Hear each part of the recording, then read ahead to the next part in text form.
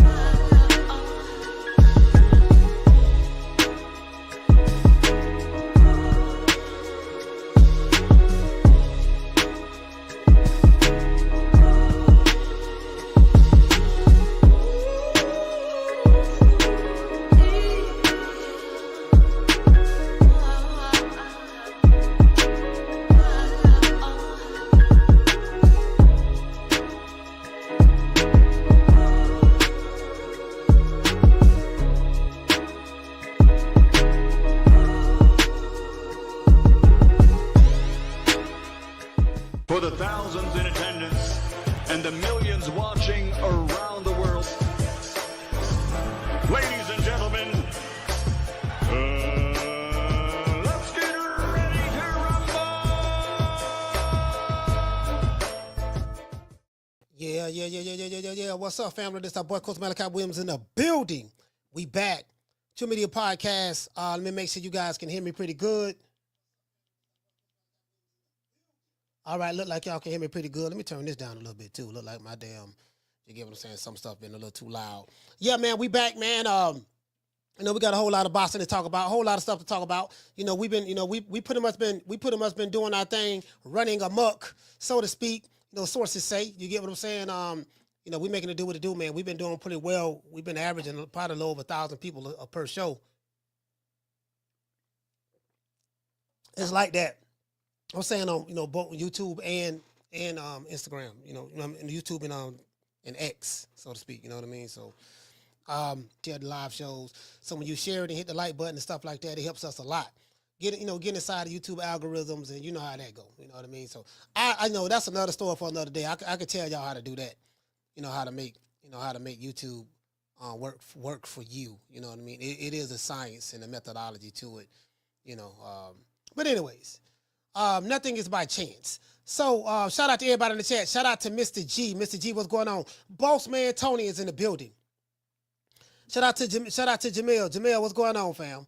Shout out to Shy T. Shy T he say that different. Hey Shy T. Hey Shy T. I be having people hit me up. Man, look, man, you gotta look, man. You gotta. You look, man, you be roasting, pretty much on the... Yeah, listen, man, I'm going to tell you something about me, right? I don't like extreme fans. Extreme man fans. In boxing, I can get it for football. Because in football, you got extreme man fans and female fans. I can get it for basketball. In basketball, you have extreme man fans and female fans. I don't see dudes arguing in the barbershop about LeBron and, his Nikes, how he got more money than such and such, and they arguing about money and, bro, they do this in other sports. I don't know how it is in soccer, and, European soccer and stuff like that. And guess what? Y'all already know. The stickiest of the icky. You want to smoke with the old boy Rick James? Bro, I got some, bro, I'm on some, man, I don't even want to talk about it, bro. I don't even want to talk about it. I don't even want to talk about it. Because, bro, right now, shit, bro, I was on some stuff like 9 o'clock this morning, bro. On the bong, though. On the bong. And, man, that shit, I'm kind of like, was still high from it. I like hours later. When I say hours later, from 9 about 2 o'clock. You get what I'm saying? No, was it 9? No, it wasn't 9. It was like 8:30. It was like 8:30. Like literally.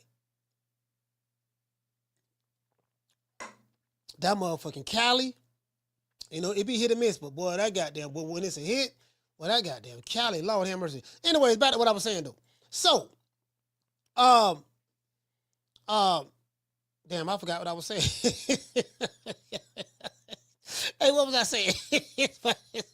Hey, what was I saying? I forgot. Hey, I forgot what I was saying. Hey, Mr. G. Hey, man, what was I saying, fam? What was I saying before I interrupted myself? See, what happened here, the ADD kick in, and I go to thinking about, see, this what it be, right? When I be talking and doing these shows, sometimes just be talking, I have about 5 or 6 different things on my mind at the same time. You get what I'm saying? At the same time. Yeah. Anyways, yeah, I think I remember. I was talking about these male groupies, right? So they have them in all different sports. For me, there's no reason why it should be like that in boxing. Because it's a one-on-one sport, but however, it's more of a masculine sport. Matter of fact, boxing is the ultimate masculine sport because it's mano y mano. You throw some hands, I throw some hands. We're gonna see who the baddest man is. We're gonna fight. Whoever win the fight, that's it. That's the ultimate macho man gladiator sport. So when it's something like that, there's no need for male groupies. This is a gladiator sport. It ain't no room for the male groupiness because this is the ultimate gladiator sport. And so for me, that's why I draw the line at. I draw the line there. And I don't discriminate. I don't give a damn if it's the Mexicans. I don't give a damn if it's the Africans. I don't give a damn if it's the Puerto Ricans. I don't give a damn if it's the Dominicans, African Americans, European. I don't care. I draw the line right there. And I'm not going to compromise that. Like, damn, like, they get what I'm saying? Like, these niggas some bitches, bro. Effeminized bitches. And then they loud with it. They loud and proud with it. Like, I've never seen, these dudes are loud and proud with it on social media, fam. And I think what really gets me is these dudes in their 30s. The content creators in their 40s and 50s. When you have content creators in their 40s and 50s being male groupies for a fighter, a young fighter on top of that, it's crazy to me. It's really crazy to me. I'm never going to compromise on that. I'm never going to, you know what, dog, you need to ease up on them. Nah, fuck them. I'm never going, yeah, man, you may lose a couple. Lose them. I don't give a damn. You get what I'm saying? Because, all subscribers ain't good subscribers, and they like to say all money ain't good money and this and that, and I'm not into the appeasing. That's not me. I don't know how to do it. I don't know how to beat anybody other than myself. I've been like this all my life. I don't know how to beat nothing else. I don't know how to beat nobody else. So I might as well perfect the best version of me and continue to do what I've been doing. True. Shout out to Drumming for Life. Israel Morales. Shout out to Willie Summerlin. Salute, fam. Daniel Agnew. DeMartin. Jamil. Mr. Calderon. Laylo. He said, I need some of that. What you smoking? Boy, I'm trying to tell you. Mr. G4L. And let me tell you something. I realized where it started at in this era. Where it started at in this era, y'all already know. I play this video all the time. It was one fighter in particular who brought that effeminization of the male boxing fan, who once he become extreme, he becomes a male groupie. I'm saying in this era right here, there's one fighter. He's not a fighter anymore. He retired. He's a retired fighter. He calls himself TBE. This guy. After my God, I respected you. I respect you. After my God. I respect it. After my God, give him after my God. You second to God, champ. No. I didn't listen. I respect him. I'm sorry. I respect him. Come on for the nigga pass out. Take the picture before you pass out. Yeah, get him before he pass out. Yeah. Hold him up. Yo, we gotta take this guy everywhere. Yeah. Yo, champ. He needs air. You need air. He needs air. Take the picture. Take the picture before you face the picture. That's my hero, right? That's my hero. One more. It takes a lot to do this. All right, why are you pushing? Don't worry about it. Come on, I got you, all right? Hey, and this fool said, "That's my hero. That's my hero." The question I would love to ask him is, what did Floyd Mayweather do for him to become your hero? You know, a hero is someone who's been in your life all your life. Like your dad may be your hero. That's my dad, man. I look up to my dad. He was the perfect example of what a man should be, and he taught me. He raised me well. And even though I made some mistakes, man, but my dad was the one who, you know, I got a lot of my mannerisms from. I learned manhood, dignity, respect, you know, hard work ethic, stuff like that. It may be, you know, your hero may be a loved one, someone who you know who always been in your life, been made a positive impact. I'm like, I want to ask this fool. Shout out to Miss Black Panther. Shout out to PG Beats. What did Floyd Mayweather do for him to be your hero? Now, I'm not hating on Floyd. You know what I mean? I like Floyd. Y'all do know I like Floyd now. Floyd, my guy. I like Floyd. Shout out to Ernie Wise. Ernie Wise, what's going on? Shout out to Mr. Tomato Can. Salute. Shout out to Marcus Warren. I like Floyd. But I don't like him like that. I don't like him to the point to where I'm going to drop down on my knees and get weak at the knees. You know what I mean? Y'all remember that song by Steve Arrington? From Slave, the lead slave, he was one of the lead. It was Drac, and it was Steve Arrington. Yeah, he became Steve Arlington. My bad. He became Steve Arrington. Yeah, he became the lead singer of Slave. You know what I mean? He made a song called "I Make You Weak at the Knees." You get what I'm saying? And then SWV came out with a song called, you know, "I get so weak at the knees, I can hardly speak." This nigga could hardly speak. Listen to the lyrics of that song. I get so weak at the knees, I can hardly speak. I lose all control. You get what I'm saying? You know what I mean? You know, I get so weak at the knees, I can hardly speak. I lose all control. And they say something else. Now look at that video where that dude say, after my God, I respected you. I get so weak at the knees. He got weak at the knees. He fell on his knees. And he had his head waist high. He had his head waist high to Floyd waist, like he wanted to give some awesome Jawsome. I can hardly speak. The nigga couldn't speak. After my God, I respected you. You know, I respected you. He couldn't speak. And then when they picked him up, guess what happened? I make you weak at the knees. The security guard tried to pick the nigga up. When they tried to pick him up, his knees got weak and he fell back down. True. Hey, bro, hey, shout out to Chastity T. That's the true definition of SWV. I get so weak at the knee. Well, this is what's going on over some of these American fighters over here in America. This is the type of man fans that we have over here in America. Bro, like, these dudes pulling up on women. I'm surprised a bunch of them ain't coming over here, but they can't. It's like, man, I want to come over there, man. I want to go over there, but this nigga here, he gonna bite me. Yeah, I'm damn sure will, bro. Let me tell you something. I can't stand a male groupie. Oh, boy, this one thing I detest. Is this one thing I detest, boy, is a male groupie, fam. Oh, my God. And I'm seeing all of this going on. Male groupie. I'm like, these niggas got YouTube channels and they male groupie. And they proud, bro. Like, they do it with pride. What she gonna say? I love my job. You know, Ego Damas strikes again. I love my dude. Like, literally, you are a professional ball gobbler. Like, you are very talented.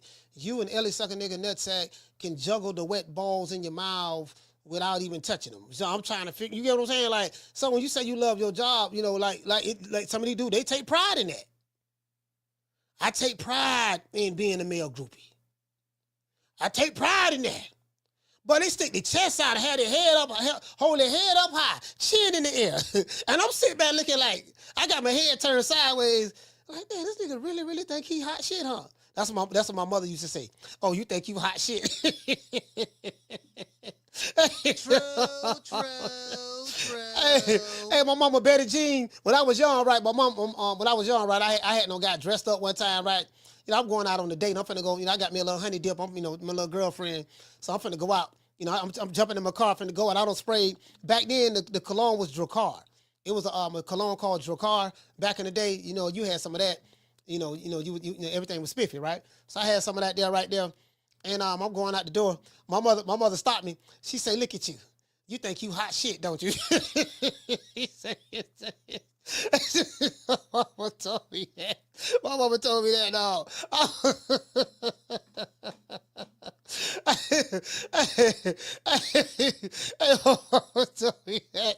Hey, I'm trying to tell you, boy. Anyway, let's get to the show. Boy, hey, shout out to let me drop the link. Let me drop the link of this interview. Shout out to Ringside reporter, my main man, Joe Habeeb. Shout out to Joe Habeeb, Ringside reporter. This is the actual, let me go ahead and drop it in the chat. This is the actual interview. This guy, that's it right there. There you go right there. This guy, his name is Randy Gordon. Randy Gordon, he was the former head of the NYSAC, New York State Athletic Commission.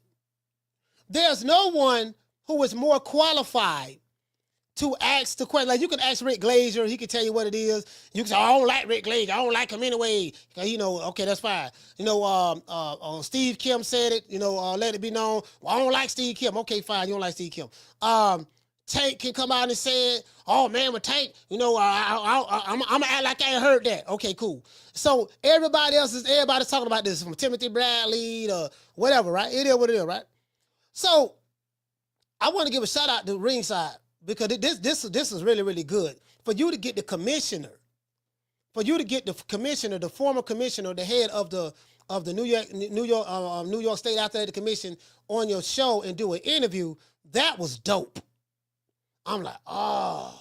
Somebody sent this to me. Shout out to everyone who sent me messages, sent me videos and stuff in my Instagram. Please continue to do that. I really appreciate you, brother. Somebody sent me this yesterday, and I said I'm going to talk about it today. Anyways, let's get into the show. Former New York State Commissioner explains the Tank Davis versus Lamont Roach controversy. In a recent interview with Joe Habeeb of Ringside reporter, retired NYSAC Commissioner Randy Gordon explains what should have happened in the Gervonta Davis versus Lamont Roach fight. Randy Gordon gives a step-by-step account of what referee Steve Willis, not to be confused with Bruce Willis, referee Steve Willis should have done in this controversial fight. He concluded that Lamont Roach should be the WBA Lightweight Super Champion. He also confirmed that the NYSAC will probably have a result by the end of the week. Steve, Kim, and Rick Glaser have also revealed via X that Lamont Roach, I showed you guys that yesterday, and his representatives have written a letter to the New York State Athletic Commission asking them to review what happened, what transpired in the fight in the 9th round, in particularly, and to reverse the decision if in his bout against Gervonta Tank Davis. Let's give everybody a round of applause. Also, we want to give a special shout out to our sponsor, Foster's Barbershop, 1923 West Main Street. If you are in the city of Tampa, you want to get a haircut, go to Bookski, book an appointment, and you will get an exclusive haircut. When I say exclusive, I'm talking about, everything gonna be good and Gucci from a standpoint of, you ain't got to worry about having a whole lot of people in line and stuff like that. It's gonna be in and out. It's very, very upscale barbershop. So let's listen to the Ringside interview, and you guys tell me what do you think. Once again, our sponsor, today's show was sponsored by 1923 West Main Street, West Temple, Florida, Foster's Barbershop. This was the first guy in the city, Mr. Foster. He passed away a few years ago. R.I.P. to Mr. Foster. But this was the first guy in the city. I learned a lot of game from this man right here, Mr. Foster. This was the first guy in the city who that ever cut my hair. When I was a kid, when I first went to the barbershop, he was the first barbershop I ever went to. Period. You know what I mean? At like 5 years old or something of that sort. So anyways, from what I can remember. But let's give our sponsor a round of applause, and let's give everybody in the chat a round of applause.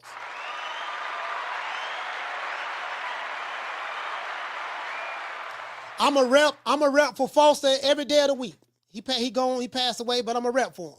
You get what I'm saying? That man gave me so much game, and he's gone now, but he's still alive in spirit. Anyway, let's get into the show right quick. Now, this is the actual interview right here. Let me show y'all this right here. Shout out to everybody in the chat. Shout out to Miss Black Panther, G5 from the Bronx, the Martin, the lovely Miss Connie, Green Eyes P, Montre, NPR, Dodge J, Oak Tree, I put you to the test. Hey, you know what? Hey, Oak Tree, boy, that was my favorite Morris Day song, boy. That Oak Tree, you know what I mean? Now shake the leaves, you know what I mean? You know what I mean? When it comes to dancing, I'm the best. Oak Tree, you know what I mean? Yeah, listen, but you know what? Really, we gotta shake your leaves. You gotta shake your leaves. See, y'all don't know nothing about that, damn. You jitterboys don't know how to do the Oak Tree.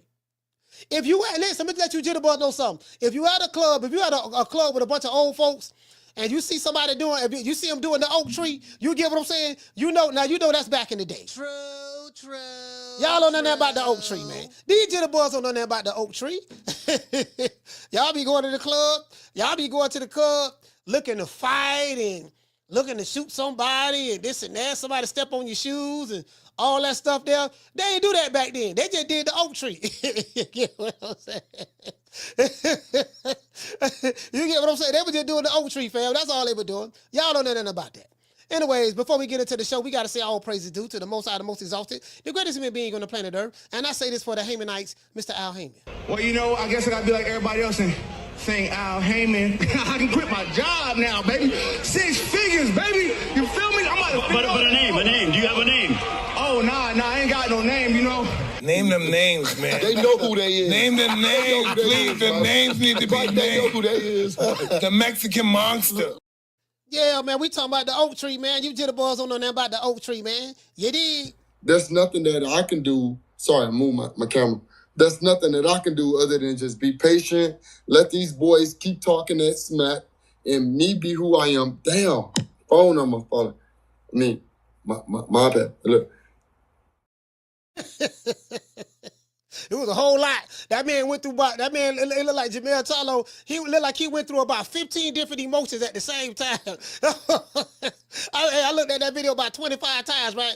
I said, this man is going through about 15 different emotions at the same time. Shout out to Teach. You know what I mean?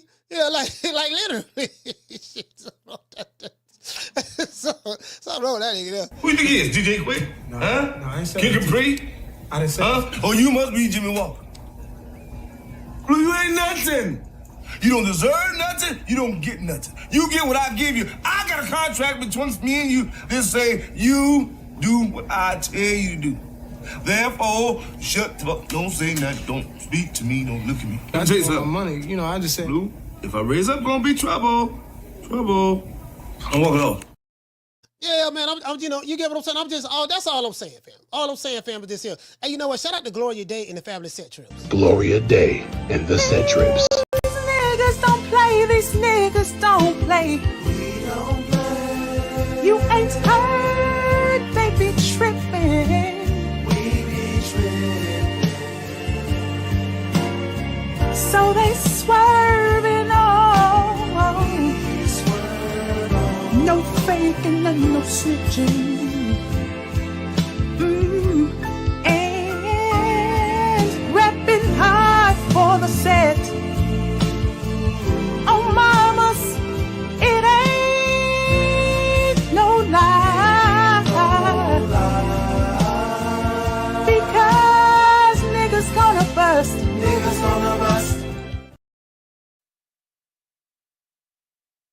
Yeah, we be tripping sometimes. We be set tripping. We be set tripping sometimes. Yeah, nigga, what set you claim? I'm gonna take a maniac. What's up? I want all the smoke. You get what I'm saying? So I'm battling. So since I've been on this YouTube stuff, I've been battling just these extreme man fans who have no shame at all. You get what I'm saying? They have no shame. You know, it's really funny. But before we get into the show, I want to look at this interview. I want y'all to just hear what this commissioner has to say. But before we do that, y'all know what I went back in the studio. Shout out to my main man Tank Davis, Baltimore stand up. Y'all don't win platinum, baby. Red, you finna look good at that. Woo! Yes, sir. You finna look good at that. Roach ain't got nothing on me. I'm the Ray, goddammit. Okay. I'm smushing bud. I'm gonna get to this fight. I gotta put the grease on it. You definitely gonna win with this. Damn. You don't think you using too much oil, goddammit? Girl, calm down with all that damn grease, man.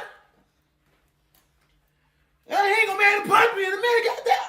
No, you need this. You need to I can't see it in my damn eye. I'm fucking box. It'll dry up. Girl, calm down with that damn grease. There you go. Go ahead. I got a damn match. That's the guy in my eye.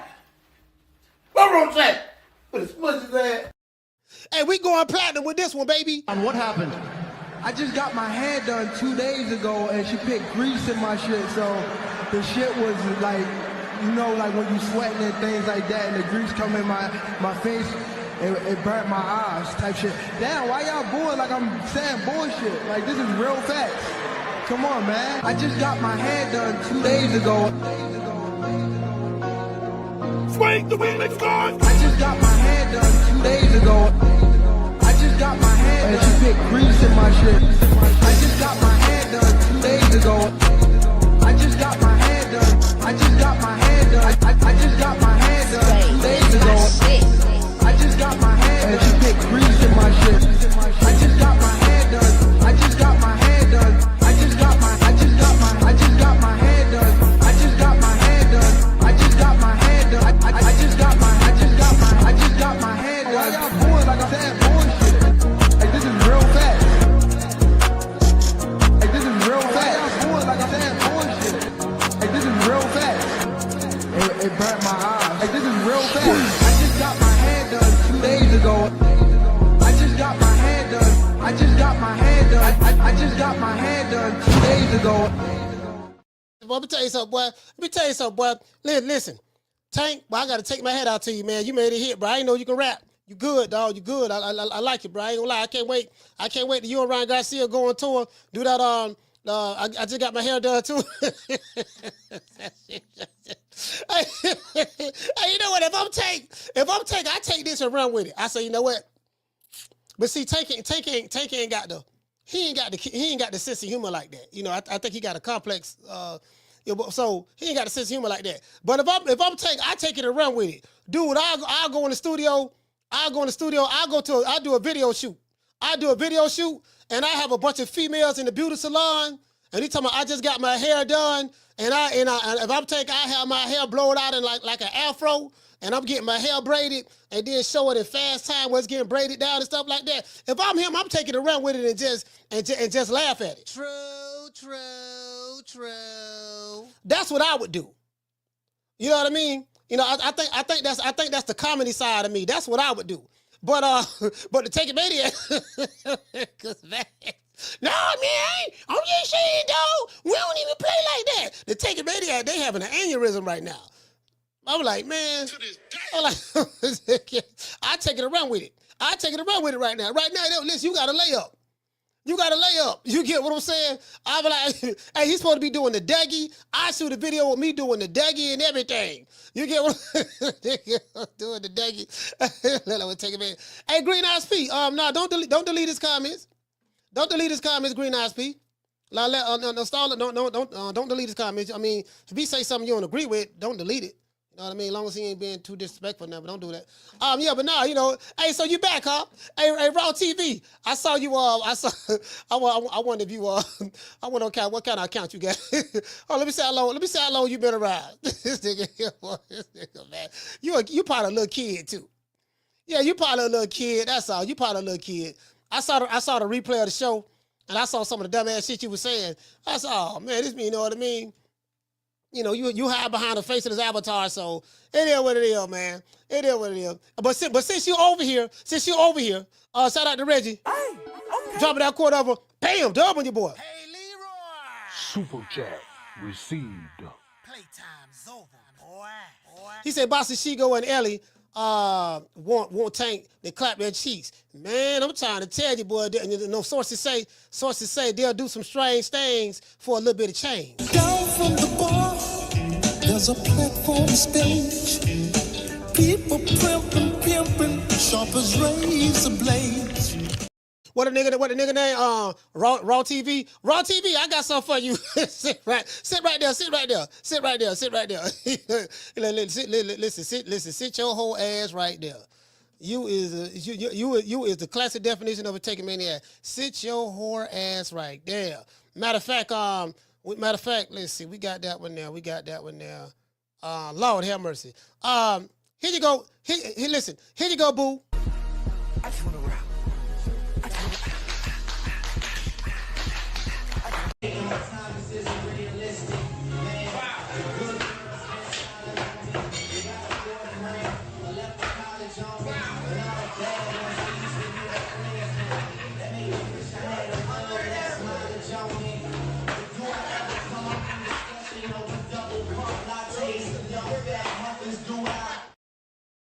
Here you go, boo. Hey. Yeah. Oh, that look good.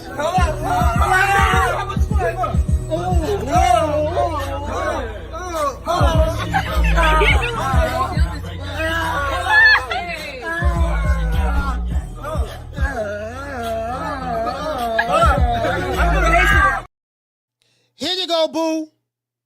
What happened?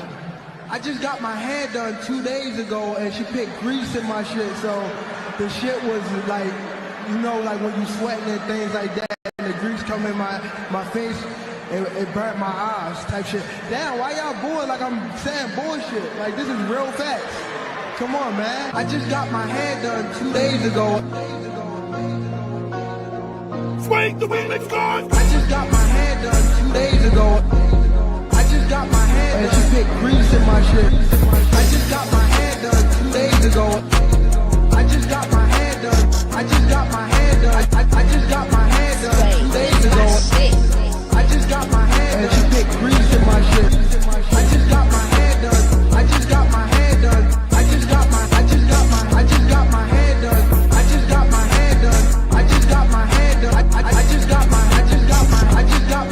Why y'all boys like I'm saying bullshit? Like, this is real facts. Like, this is real facts. Why y'all boys like I'm saying bullshit? Like, this is real facts. It burnt my eyes. Like, this is real facts. I just got my hair done 2 days ago. I just got my hair done. I just got my hair done. I just got my hair done 2 days ago. Yeah. See you that nigga, you wish that when Tank hair was getting braided, you wish that you was the one that was greasing his scalp. You the dude, you taking maniacs. I can't stand you niggas. Since we got one in the chat, I'm gonna just go ahead and desecrate you the whole show. This entire show, I'm gonna just be disrespecting you at this point. You get what I'm saying? We gonna stall you. I'm glad you're here though. You the type of nigga, ooh, you finished braid? Yeah, I'm finished braid. Can I please put the grease in his scalp? What you talking about? Yeah, please, come on, let me do it. You that nigga that's gonna be paying attention to details. True. Boy, look here, boy. Ooh, Lord have mercy, boy. Listen. I hope like hell, you know, if you don't have a daddy in your life, I hope you can find a father figure. You need one. I can tell a nigga like you probably don't know who your daddy is. I can tell that. Anyways, but since you sitting here high behind the avatar like a little hoe, don't worry about it. Just stay right here. I got something for you. Anyways, this is. Hey, listen. And when the phone lines open, because I know when I drop the phone lines, you didn't call the show. So when the phone lines open, just call the show. You got something to say, get it off your chest. This is my last time acknowledging you in the chat. Okay? We got almost 700 people watching the show between YouTube and X. So, all right, let's go over here. Let's see what's up. Bam. So This is Mr. Randy Gordon over here to the right. And this is Joe Habeeb of Ringside Reporter. Shout out to Habeeb, man. So, again, I do not own the rights to this material. It's for educational purposes only. Now, again, this is his name is Randy Gordon. He's going to explain to you who he is, who his title is, and he is the former president, the head honcho of NYSAC. So let's hear what he has to say, right? Again, these guys are slow. These Taker Maniacs are slow. They're not the most educated people in the world. They're not the brightest in the world. They really don't know how to communicate, and they're kind of slow. So you gotta be patient with them. So what I'm doing is I'm kind of like performing an exorcism at the point. I'm performing an exorcism. You get what I'm saying? Trying to get those meat gobbling ways out of them. And since they want to come over here and watch, it's only right that I disrespect them and punish them like I've been doing for the past 3 going on 4 days. True. I say I'm gonna just punish these niggas. At this point, I'm gonna just punish them. Okay, let's go. All right. Good afternoon, everybody. I am here with the former New York State Athletic Commissioner, Randy Gordon. Randy, how's it going? Nice to see you. Good to have you back again. Nice to be back. Hope you and everybody else is well out there. As good. We are a couple of weeks away from spring, and I always love it. All right, let's get over spring. Lamont Roach, that infamous. That's right. So the big news this week: Gervonta Davis, Lamont Roach, that infamous 9th round, and Mike Coppinger said that I guess the New York State Athletic Commission is going to review that, and I have the instant replay policy here in front of me, and also too, Chris Mannix mentioned that he contacted some officials, some referees off the record, and he said all the referees he talked to said that was a knockdown. And we can all go back to that Floyd Mayweather-Carlos Hernandez incident when Floyd Mayweather hit Carlos Hernandez, hurt his hand, and then he just took a knee, and the referee started counting. So to my knowledge, and you can correct me if I'm wrong, once a fighter takes a knee. So I'm glad he started out with the knee. I'm going to tell you why. I told you guys I'm past the knee because that's the heel that the Taker Maniacs are choosing to die on. And I specifically said, well, y'all already dead on that hill. Because if that's the hill you choose to die on, you're dead. You can't even defend that. So it is what it is. They're doing a terrible job at doing that. They don't know how to defend it because it's indefensible. But I gave them that for argument's sake because these niggas is slow. I'm telling you, these are special. I'm talking about Barney, I love you, you love me type motherfuckers. Like literally. But anyways, let's go. Automatically, that's a knockdown. Hurt his hand, and then he just took a knee, and the referee started counting. So to my knowledge, and you can correct me if I'm wrong, once a fighter takes a knee, automatically that's a knockdown, and the referee just starts counting. All right, so he said once a fighter takes a knee, automatically that's a knockdown. Let's go. And we're not talking about if you have a fighter on top of you and the referee's trying to break y'all up and you drop down to one knee to keep the guy weight off of your back. That's not a knockdown. Cause I know you niggas been trying to use that and you can't even do that. You're too slow.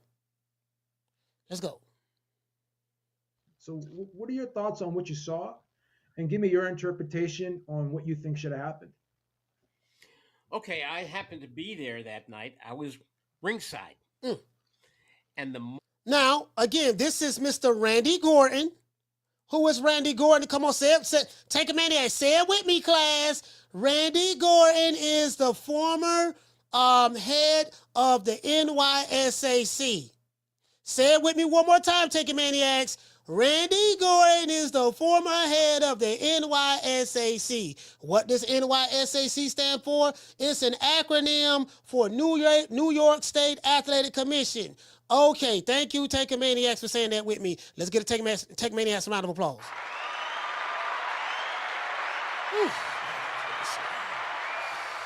Anyways, let's continue. That Gervonta Davis took a knee. You heard the shouts from all of my colleagues. What's he doing? I wasn't asking that. I was basically out of my seat yelling, knockdown, knockdown. And then it was like, count, Steve, to the referee, Willis, count. The moment that happens, the rule is if any part of a fighter's body other than the soles of his or her feet touch the canvas, it's a knockdown. Notice he didn't say the feelings is. This ain't about your feelings. This is not about your race, nationality, color, or creed. This is not about if your baby mama put you on child support.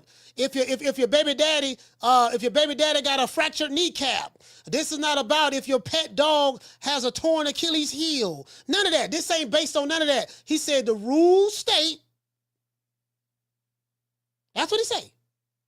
All right, I know these niggas slow. So I gotta be. I'm gonna be patient with y'all. I don't have patience, but I'm gonna be patient with y'all. I know you slow. What's he doing? I wasn't asking that. I was basically out of my seat yelling, knockdown, knockdown. And then it was like, count, Steve, to the referee, Willis, count.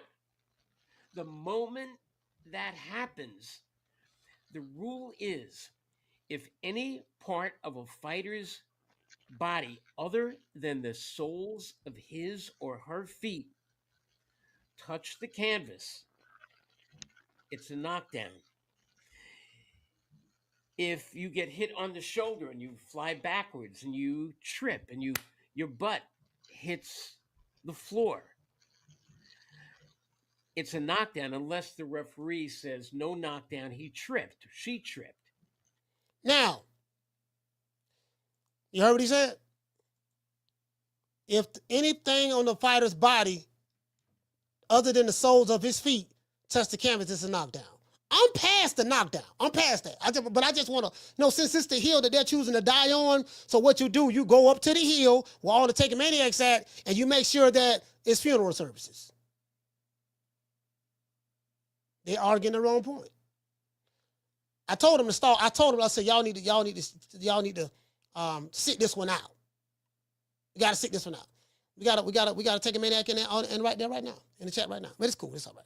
I love it. I like torturing these dudes. I love torturing them. It's kind of like a guilty pleasure of mine to be very disrespectful to male groupies. It's a guilty pleasure of mine. I find joy in it, to be honest with you. You know what I mean? So I really find joy in it. And I love it. I love it. I love disrespecting these male groups. I love making them look. It's kind of hard for me to make them look stupid because they already look stupid. But I find joy in making them look stupider. Stupider is not a word, but we gonna make that up today. Stupider. True. I know it's dumber, but I'm choosing to use the Ebonic. I'm choosing to use the Ebonic version today. Stupider. Anyways, let's continue.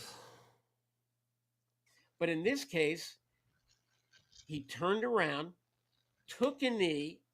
First, he actually looked at the referee. As if he was going to say, he looked at the ref, looked to his left, then he turned to his right and took a knee, then got up. He said, first he looked to the ref. We had no peep that already. He looked to the ref. Ooh. Looked at the ref. I think he got hit by Lamont Roach. Ooh. Raggy. He looked to the ref. Raggy. Swoopy shack. Pew! Well, then he went over to the corner. Hold on, let's say that again. If you get hit on the shoulder and you fly backwards and you trip and your butt hits the floor, it's a knockdown unless the referee says no knockdown, he tripped, she tripped. Okay, the question I have, listen, see, I told you Taking Maniacs, like, dude, you're gonna die on this hill. The man, the head of the commission, retired, just said that any part of your body touches the mat other than the soles of your feet, the rule is it's a knockdown. And now in this case, Tank got hit in the right eye with the jab. It was a 3-punch sequence. Right hook, that grazed him, and a double jab. Half step back, look at the ref, take the knee. So the rule is if you do that, that's an automatic knockdown. Doesn't matter if it was a hard punch. Doesn't matter if, well, he really wasn't hurt or none of that. You know, he wasn't hurt. That punch ain't hurt him. That doesn't matter. The rule is, it's very explained, because some of you niggas got a problem with rules. Okay? And then he said the only way that, hold on, let me make sure I get this right. Hits the floor. It's a knockdown unless the referee says no knockdown. He tripped. Okay, so let me ask y'all a question. Not you, Errol Sexton. You are taking maniacs. He said the only way it's not a knockdown is if the referee wave it and says it's no knockdown. So I told y'all y'all gonna die on this hill. Y'all finna die on this hill today. Was there any point so now that you know the rules, if you was to get hit or whatever, or you go back any part of your body other than the soles of your feet, unless you trip. Because if you trip, then the referee will be like, okay, yeah, he fell, but he tripped, no knockdown. You see that all the time. You'll see a fighter, may feet get tangled up, another fighter fall, and the referee be like, no, he'll do like this here, no knockdown, have the other guy get up, rub his gloves, and commits to fighting. Did Steve Willis do that? Take a maniacs.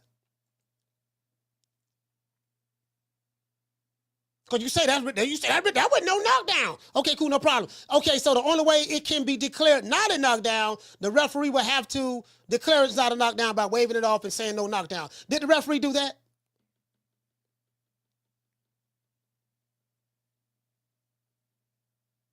You take their strong points and you show them that their defense is defenseless. Let's continue. She tripped. Hits the floor. It's a knockdown unless the referee says no knockdown, he tripped, she tripped. But in this case, he turned around, took a knee.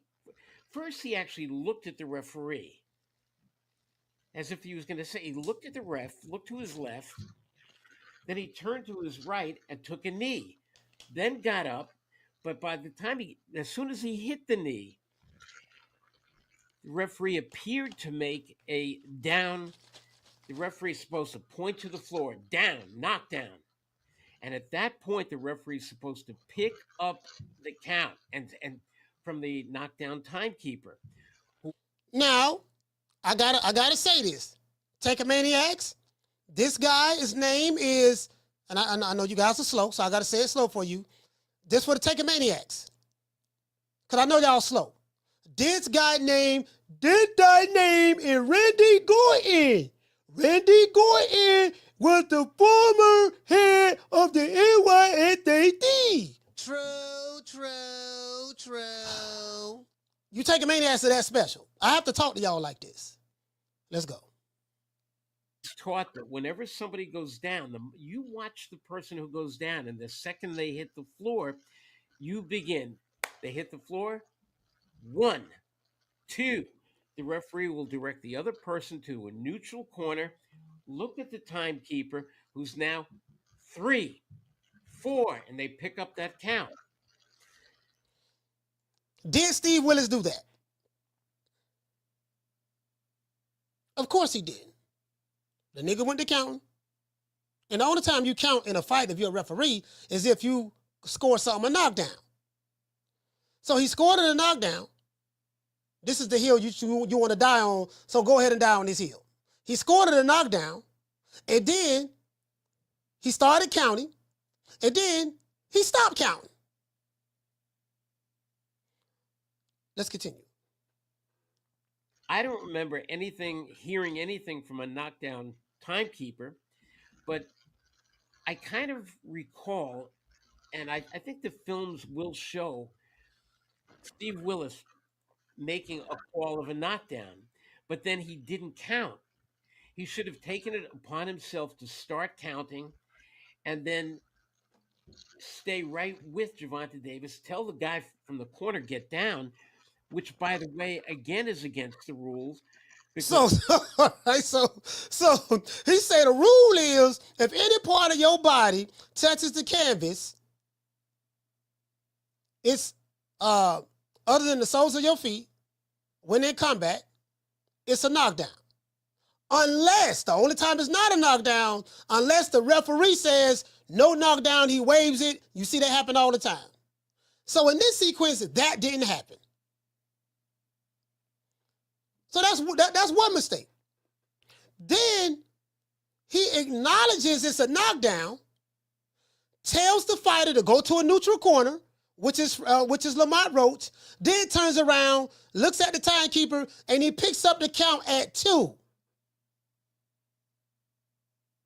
Acknowledging that it was a knockdown. I.e., why would he be counting in the first place? You got to break that down for these taking maniacs. No corner person is allowed to step up on the ring, get into the ring, or even reach through the ropes, which they did. That is a disqualification. All right, okay, let's stop right there. Now, I told y'all for the past 3 days, I say I'm past the knee. I'm going to give y'all that. The reason why I'm giving y'all that, because I was going to come back and bury you on that heel. So I'm hitting you with the most egregious thing that happened. You didn't have an argument for that. I haven't had a take a maniac call the show and have an argument for that. They ain't got no argument. So now I don't establish that. Let's go on over here and fight the battle on the thing that they're arguing about. The knee. You just got bodied on that from the commissioner. There's no way around that. It was Willis never established that it wasn't a knockdown. He established that it was a knockdown, told the fighter to go to a neutral corner. This is what y'all been arguing about, so I'm finna bury you on your own shit you're arguing about. And then he picked up the count at 2, after looking at picking up the count from the ringside counter. Case closed, is done. We ain't got to do no more. I ain't got to say no more. But that's one. 2, the man just told you. Matter of fact, let me let him say it again. Let's go. And I think the films will show Steve Willis making a call of a knockdown, but then he didn't count. He should have taken it upon himself to start counting and then stay right with Gervonta Davis, tell the guy from the corner, get down, which, by the way, again is against the rules because... Tell the guy from the corner to get down, which is Calvin Ford. He say, which is again. Again meaning it's something else, another infraction, which means again is against the rules. So we got a whole lot of shit going on right now. A whole lot going on. Let's continue. Corner person is allowed to step from the corner, get down, which by the counting, and then stay right with Gervonta Davis, tell the guy from the corner, get down, which, by the way, again is against the rules because no corner person is allowed to step up on the ring, get into the ring, or even reach through the ropes, which they did. That is a disqualification. Now, what did he say? Nobody, corner person, is allowed to step up to the ring, make contact with the fighter, wipe his face and all that stuff right there, while the fighter got his body outside of the ring, half of his body. He said that's an automatic disqualification. So not only have I blown up your knee argument, whether he was hurt or not is irrelevant. He took a knee after a punch. I don't blow that up already, but then, and I also don't blow it up, it's supposed to be an automatic disqualification. Those are the rules. You can't get around that. This ain't about your feelings. This ain't about if you want to make love to Tank. This ain't about what city you from. This ain't about what your race is, color, creed, nationality, what your religion is. Do you like Tupac or Biggie? This ain't about none of that. This ain't about what set you claim, whether you're blood or Crip, whether you, what neighborhood you from. This ain't got nothing to do with that. This is about 2 things. The rules and whether the rules broken. It's about 3 things. The rules, whether the rules broken or not. Two things. Because as I said before, if Lamont Roach would have did that, we already know what it'd be. Let's continue. So any way you want to look at this, if you don't want to use the DQ, because I got to tell you, if I was head of the commission again, I would get rid of that rule. I see no reason that a fighter should be punished so badly that they lose on a DQ just because their corner person jumped up on their ring apron or whatever. Let's say you're winning the fight, and now, for whatever reason, one of your corner people jump up in the ring. You can't lose the fight for that, and I would have wiped that out. But it's still there. But the fact is, it should have been a knockdown. It should have been a 10-8 round. You don't know how the judges would have scored it, because quite frankly, I thought that Gervonta Davis might have been winning that round. You know, they might have made it 10-9, but chances are they would have made it 10-8. And look, two of the judges had it 114-114. So just one more point towards Lamont Roach would have given him the fight. He should be champion. And yeah, the commission is reviewing it.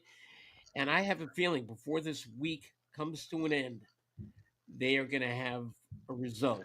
And I don't think the result is going to stay a draw. Now, now, I don't believe in consecutive coincidences. This is so coincidental, and it was a coincidence that the referee missed this. We talking about Steve Willis. How many years have Steve Willis been a referee? This man is a pro. He's been involved in multiple championship fights. He's not new to this. He's true to this. He's been doing this a long time. What's the chances of a coincidence of this magnitude? Just so many things. The perfect storm happened. Oh, man, I counted as a knockdown. I was told Roach to go to a neutral corner. I was counting. Then I forgot to count. Then he went to the corner. Then he stuck his head outside of the ring. Then his trainer came up and wiped his face. I pulled the call to knockdown. I didn't do that. I pulled the call to disqualification. I didn't do that. Then I was asking him what was going on. I would count, but he told me to stop counting. Then I thought about that check. I was giving Al Heyman. Now I'm saying, okay, that might be wise to stop the count. So, what's the chances of just coincidentally, just all of these accidents just happening all at the same time? And then someone asked me to say, Coach, do you think boxing is fixed? I said, well, all organized sports is fixed. Boxing is not an organized sport, but all sports is fixed, especially when anything that's dealing with gambling and money.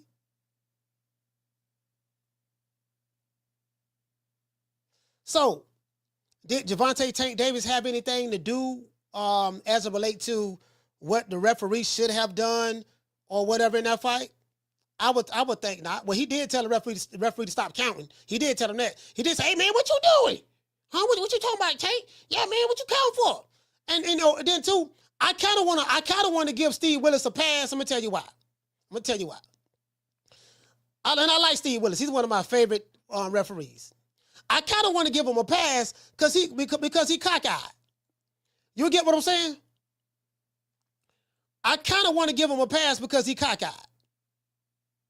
And I've never been cockeyed before, so I really don't know what he was experiencing at that moment.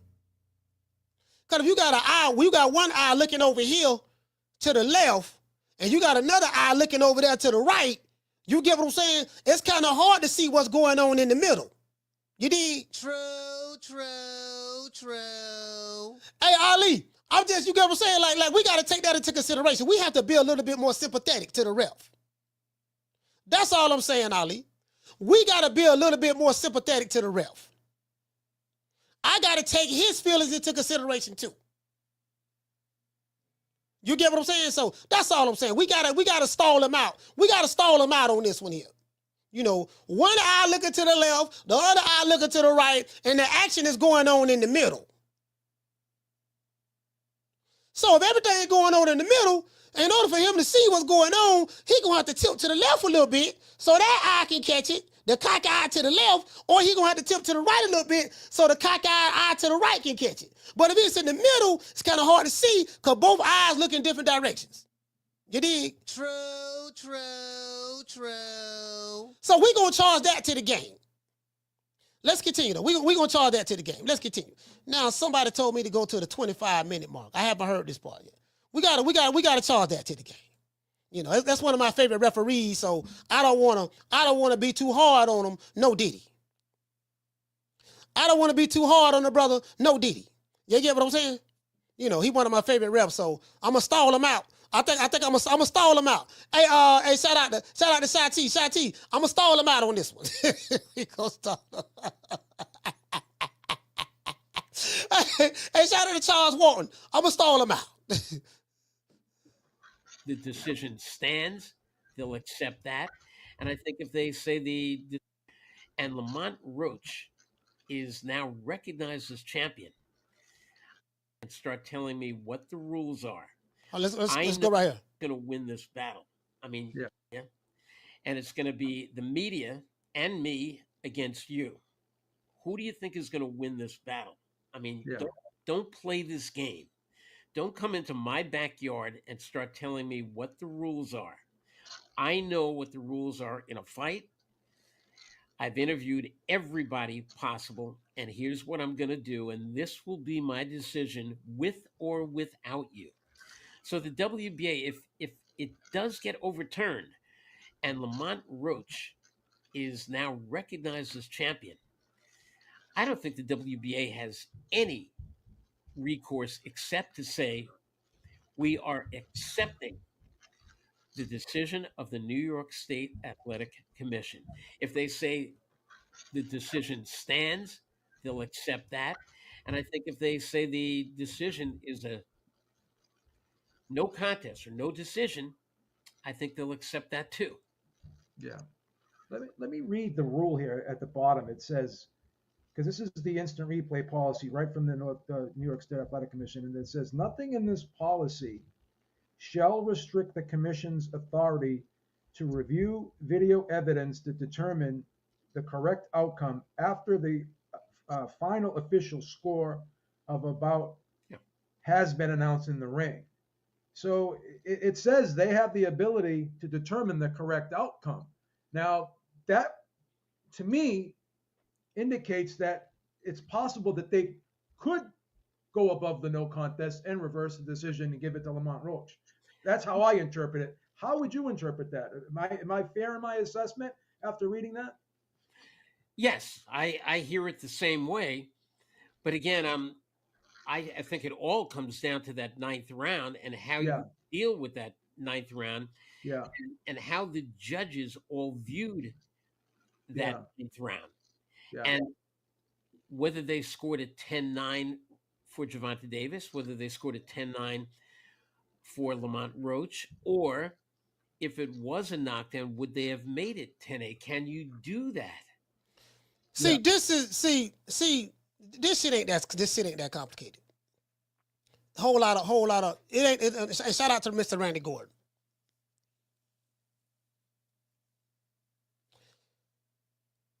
If the New York State Athletic Commission doesn't do anything in this situation, then let's say another fighter fighting in New York do the exact same thing that Tank did.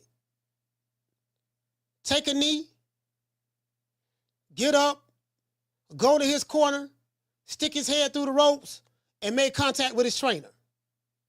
You can't punish that guy with a disqualification or whatever and say this is what the rules say. You cannot be selective in when you want to apply your own rules. If you're going to do that, you got to do it for everybody. So if they don't do nothing about it, I don't want to, they lose all credibility because you can't sit back and say, all right, yeah, man, well, you can't do that. We're going to punish this dude for doing that. We're going to make an example from this point forward. No, you picking and choosing when you want to apply your own rules, depending on who the fighter is. So That's why everybody's looking at the NYSAC right now. Everybody's looking at them to see exactly what they are going to do. Because if they don't do what their rules say to do, they lose all credibility. And it add credence to, you know what, this shit was fixed. This shit was fixed from day one, from jump. Because Tank already told Lamont Roach in the ring. He said, you know, you know they ain't gonna give you the fight, right? Tank knew what time it was. He already knew he wasn't gonna get. Roach already knew he wasn't gonna win from what Tank told him. You get what I'm saying? There's no selective outrage. There's no selective outrage. You know, there's no, okay, I'm going to pick and choose when I want to apply a rule. You know, I ain't going to do it this time, but next time I'm going to do it. Because if I'm a fighter, I'm going to appeal whatever decision. Let's say something was to happen and you want to apply the rule to me. And let's say I stick my head out of the ring or whatever. If I do the same thing, right, something similar, or I take a knee and walk off and all that, turn my back and all that stuff there. Let's say I do that, and let's say that a fighter get disqualified by the referee or whatever. I would appeal that decision and say, well, look, y'all didn't do that when Tank did it against Lamont Roach. So why are you holding me to a different standard that you held him? It's like, why are you applying your rule to me, but you didn't apply it to, you get what I'm saying? Like, you can use that as a part of your appeal to appeal their decision. Let's give everybody a round of applause. Yeah. Yeah, see, this is why everybody looking at him. This is why everybody looking at him. Shout out to Miss Black Panther. Shout out to Miss Black Panther. I'm looking at this tweet right here. Somebody sent me this tweet. Oh boy, listen, I ain't gonna. I love social media. I do. I love social media. Oh man, social media is this sister right here. I think her name is LaShonda. Shout out to LaShonda. Now I don't have anything bad to say about LaShonda. The reason her name is LaShondra. LaShondra. Okay. Y'all go follow LaShondra. She's on X. I don't know who she is. She has Gervonta Davis as her background. I have no problem with that. Her name is LaShondra. Deloach Boss Lady. At Deloach Boss Lady. She follows me. I said, and I haven't followed her back yet. I don't know. I didn't know. You know, I have quite a few people follow me. I gotta, you know, I don't really be checking it like that. But anyway, she has a picture of Gervonta Tank Davis right here as her not her profile pic, but you know, as her background. I have no problem with that. She's riding for Tank. Nothing wrong with that. Nothing wrong with that. She got what Tank said. The rematch can be soon too. This and that. Yada yada yada yada. Tank versus Shakur, let's go. All the talking is over. Okay. Right here, she said, y'all not going to talk about Antoine Russell, and that was a good fight. That's how I know Tank legendary. Y'all he said, y'all need to stop hating on him. Russell did his thing too. He need to fight Pitbull. So what she tried to do, we know Russell did his thing, but she tried to pull people off on man so we can focus on Russell. She cares nothing about Russell. I'm pretty sure of that right now, but the news ain't good for her man, so I get that, but I ain't got no problem with that. I ain't got no problem with that. No problem with that at all. What'd she say? Right here, LaShondra says, Tank versus Roach was a setup. Tank wasn't focused. He was playing around in the ring because they friends. I know they was going to run that fight back because Tank don't want to fight nobody else. He ready to retire. So she said Tank don't want to fight nobody else. She said a whole lot. Shout out to LaShondra. And she said that Tank was just playing. He was playing. You know. Tank has had, 32 fights? Out of 32 fights, this the only one where he was playing at.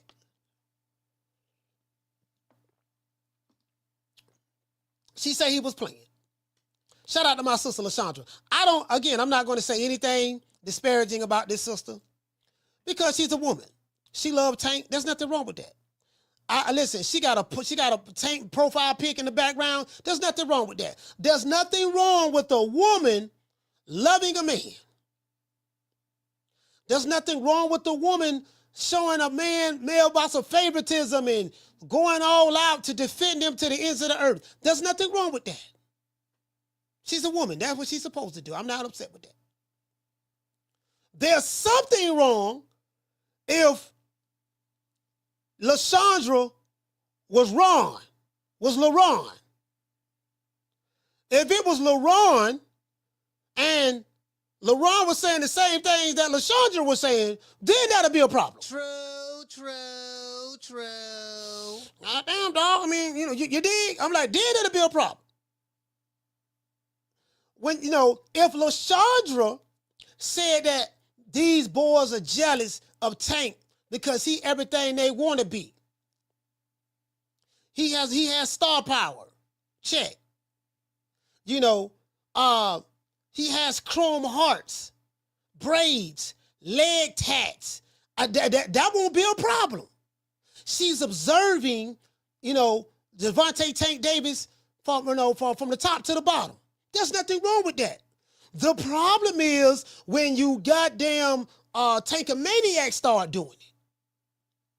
And y'all don't see nothing wrong with it. That's what I have a problem with. True. Niggas ain't got no masculinity. Shout out to Moon Man. Dropping out $2 super chat. He said, real question, where Al Heyman at though? Real answer, I have no idea. Shout out to Mr. Calderon. Dropping out $2 He say, if this isn't overturned, I just take an unlimited amount of knees every time I got hurt in the ring. Don't think this is a door they want to leave open. Yeah, I think everybody is kind of like, we want to see exactly what they do. Down from the bar, there's a platform stage. People pimping, sharp as razor blades. Yeah, I ain't got no issues if a woman, if she say, I love Tank, he can't do no wrong. I got Tank boxer shorts on. I got posters of Tank on the wall. When I wake up in the morning, I kiss his post, I write him love letters. Guess what? You ain't gonna hear one word out of me. And go ahead, sis, I'm gonna tell you, go ahead, sis, ain't nothing wrong with that. It's these dudes though. But he got there take a maniac. Lord have mercy. Let me go ahead and drop these phone lines, man. Phone lines open, man. 530-494-9636. So you heard from Mr. Ronald, what the brother name is? You heard from Mr. Ronald Gordon. This interview was conducted by Habeeb with Ringside Reporter. Y'all go subscribe. And this guy was the former head commissioner of the NYSAC. So there's nobody that knows the rules more than him, better than him, as it relates to what New York would do. That's very important. But before we get into the show, we got to say all praises due to the Most High, the Most Exalted, the greatest human being on the planet Earth. And I say that sarcastically, Mr. Al Heyman. Well, I guess I got to be like everybody else and saying Al Heyman. I can quit my job now, baby. 6 figures, baby. You feel me? But a name. Do you have a name? Oh, nah, I ain't got no name, Name them names, man. They know who they is. Name them names, please. The names need to be named. They know who they is. The Mexican monster. Yeah, man, it is what it is, man. And shout out to everybody, man, because what we gonna do like this here, and shout out to Tank Davis, this and that. Shout out to Lamont Roach. DC stand up, Baltimore stand up. It is what it is. Phone lines is open, and where is there we go. You want to talk some shit? Call me. Start some shit, bitch. Sup, fool? You gonna talk shit about me, homie? Where you from? Hundreds of niggas is waiting for your motherfucking call, and they all talking shit about you right now. Call the coach at 530-494-9636. We waiting on your bitch ass. 530-494-9636. There you go, fam. Raw TV. Call the show. The coach is waiting on you. Shout out to Bless. Bless say 6 figures, baby. Hey, Bless, 6 figures. Shout out to Miss Connie. Shout out to Miss Connie. Yeah, man. Oak Tree in the building. We doing the Oak Tree. Oak Tree, I put you to the test. Oak Tree, when it comes to dancing, I'm the best. Shout out to Morris Day in the time, man. You know what I mean? Jelly Bean, Jerome, bring me my mirror, Jerome. You know what I mean? Bring me my mirror. You know what I mean? Yeah, man. You know, every time, hold on. Carla, hold on. Every time I look in the mirror, it just tells me something that I already know. Hey,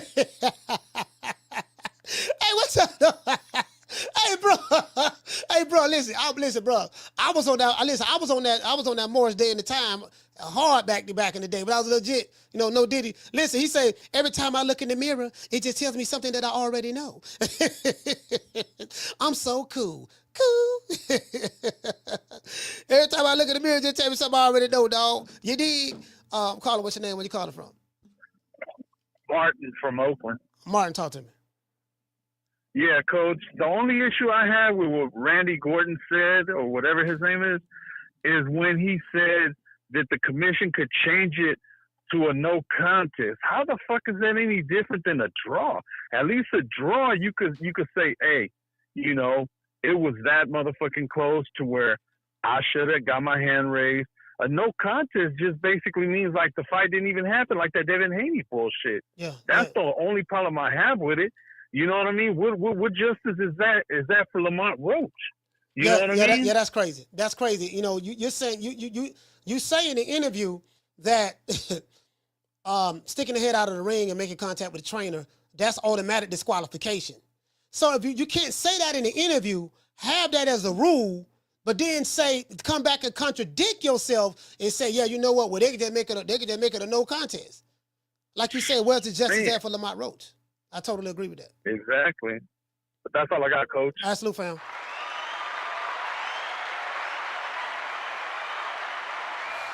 Yeah. I caught that too. I caught when he said that. Now, me personally, I don't. I could be wrong. I think this is a big nothing burger. I think nothing is going to happen. I think Tank will still be the WBA champion, and that's what I think. I could be wrong. I hope I'm wrong. I don't trust these sanctioning bodies like that. I don't trust these commissions. We already know the sanctioning body's crooked. We already know that, and we know the sport of boxing is a crooked sport. We talk about somebody like Gervonta Tank Davis. He's one of the biggest names, and they say he's the face of boxing. That's what they say. You know what I mean? I don't see it, but that's what they say. They say he's the face of boxing, and I just don't foresee them doing that to no, we can't. We can't. I don't see them doing that. If it was any other fighter, it wouldn't be a problem. If it was any other fighter, that would have been settled right that night. That would have been settled that night. If it was any other fighter, it would have been. You get what I'm saying? I don't see them doing anything. I'll call it. Hold on. Martin might be right. They probably just said we just gonna make it a no contest, and which is still ain't the right thing to do. So I don't know. We'll see. But Lamont Roach said something as well that they thinking about returning it. Me, I'm not optimistic. I'm hoping that I'm wrong, but I'm not optimistic, to be fair. But what I am going to do, I just wanted to point it out so we can see how flawed these niggas is, because all this shit flawed. Again, it's not Tank's fault. Well, Tank did what he did, but he's not the referee or the commissioners. So you can't blame him for the actions or inactions of the referee or the commissioner. And you can't blame Lamont Roach. At this point, it's out of the fighter's hands, and the people who's supposed to have rules in place that everyone should follow. We're gonna see what they do, but I don't have any faith in these dudes. I'll call him. What's your name? Where you call it from? What's up, Coach? Jerry. Jared, talk to me. Be more. There's a lot of axioms in boxing, like you're only as good as your last fight. Styles make fights. I think most of them are junk and really are just nonsensical. But one lesser used one is, you can watch boxing your whole life and see something, theater on its face, see something that you never seen. I've been watching boxing 45 years. I ain't never seen what happened in that fight take place in another fight that I can remember. Guy goes down to a knee, right there, flat out, from what we've been told watching boxing our whole lives, is that's a knockdown right there. If you take a knee, that's a knockdown. There's no argument about it. Not only did he take a knee, he walks over to his corner and gets his face wiped off. Like he took his own personal time out. He took a time out, you know? Yeah, he basically just took a time out. And the ref, I've seen this ref before, like we all have, and, you know, so far so good. But I'm sorry, man. I can't. And like you said, it wasn't coincidence, man. He's seen what happened. He's seen what happened. Yeah. And what it underlines is exactly what you just said and what I've known for years, and I really know it, where some people hear it and they might even repeat it, but they don't really realize it, is boxing is a corrupt sport, period, head to toe, top to bottom. Yeah. Everybody involved. The fighters are the only honest players in boxing, but everybody else is corrupt to the bone. And this is why, part of the reason why Tank Davis, people say he's not a fast starter. Well, he doesn't have to be, and he knows that. He knows that he's not going to lose a decision. And even if the point was deducted there, I still don't think he would have lost the decision. Yeah. And in the wake of it, it ain't going to matter, because the only ones that are really going to know or care about it are hardcore fans, you know, the regular fans, and even a lot of, you know, boxing fans in general seen and feel that Roach won.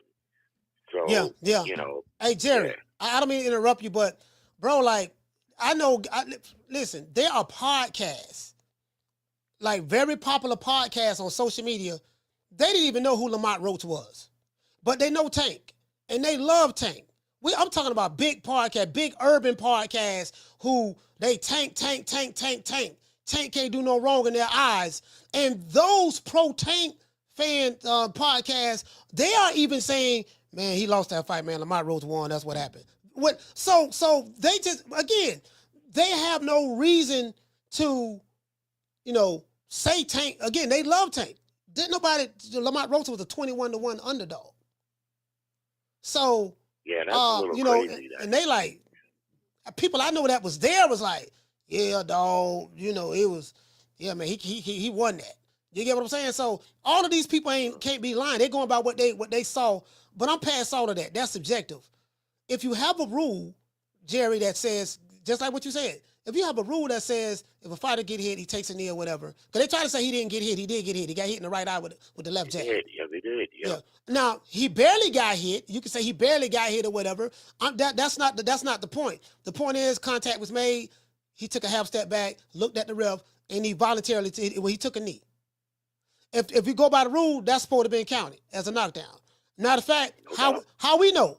Because what did Steve Willis do? He told Lamont Roach to go to a neutral corner, and he picked up the count at the count of 2. So that's how we know right there. His action showed us that. But then he go a step further, stick his body halfway out of the ring. His trainer comes up, walks up the stairs, and wipe his face. So you take a timeout and just stop action in the middle of the fight, and then come back and y'all proceed to fight like nothing ever happened.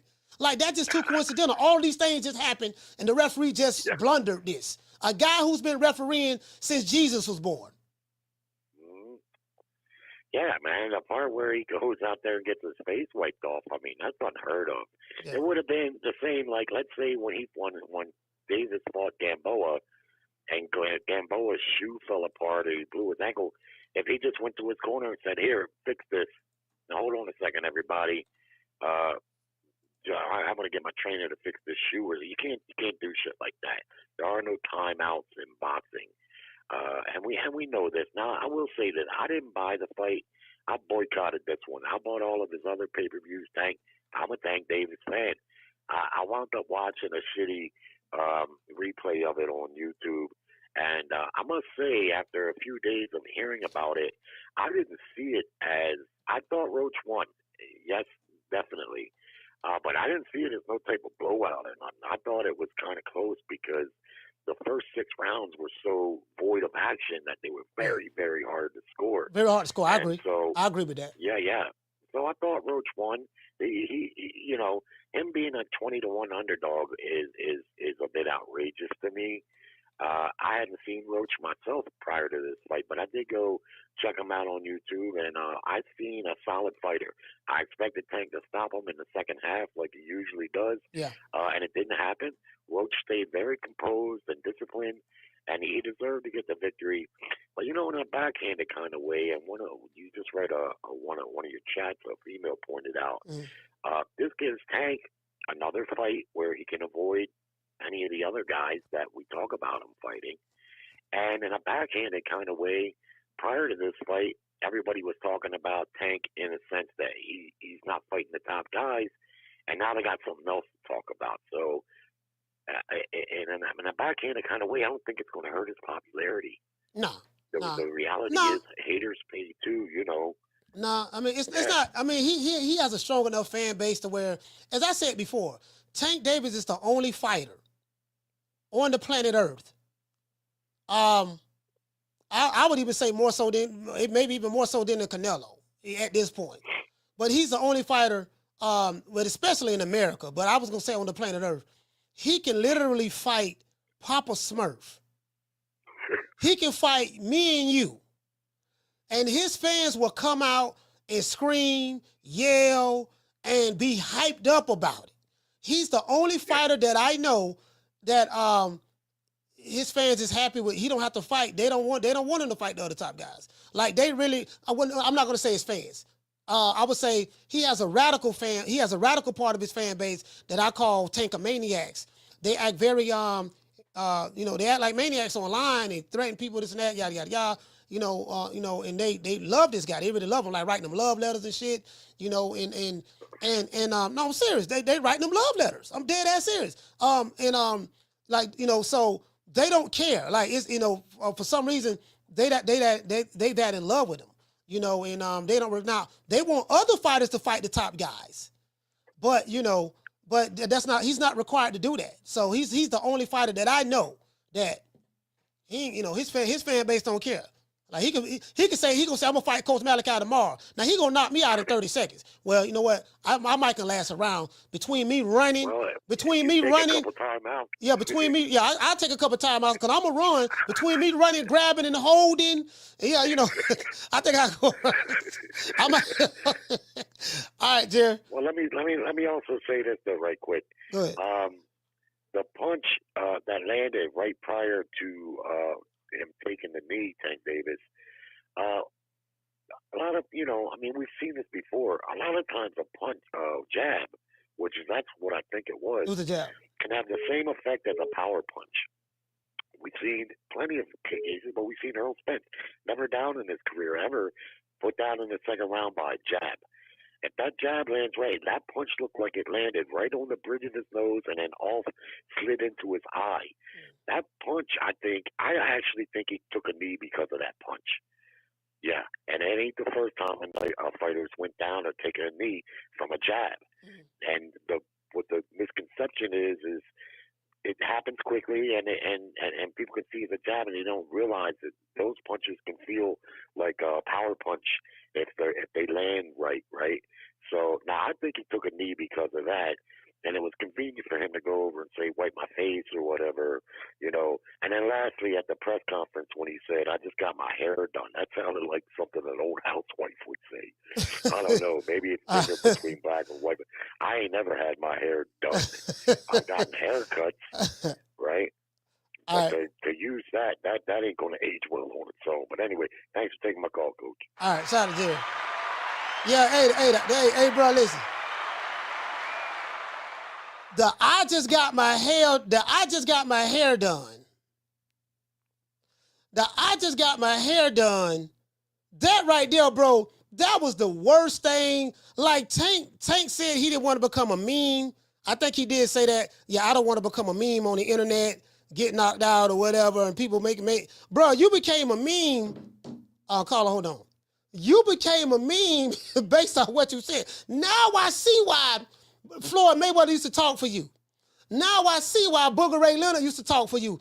You know, when they used to ask you, when they used to ask Tank a question, when he was signed to Mayweather Promotions, and Floyd be like, I answer that. Well, like I said before, you know, Tank, you know, if they say Tank ain't fighting nobody, well, why they worry about Tank?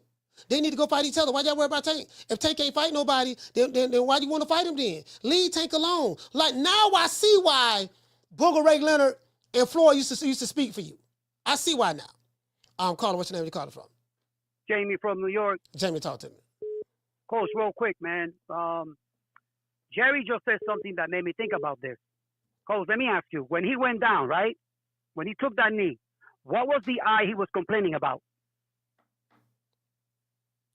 He didn't say which eye. He said it was the right eye. It was the right eye. Yeah, it was the right eye. It was the right eye, but I didn't hear him specify his right eye. No, he didn't say it, but we saw. But what I'm going with this is this. When he comes back to the ring from his corner, he signals at the referee twice. He touches his left eye. Yeah, I guess he's telling him something about his eye, but I'm thinking he was probably hurt. It didn't seem like it was a hard punch, but he still went down.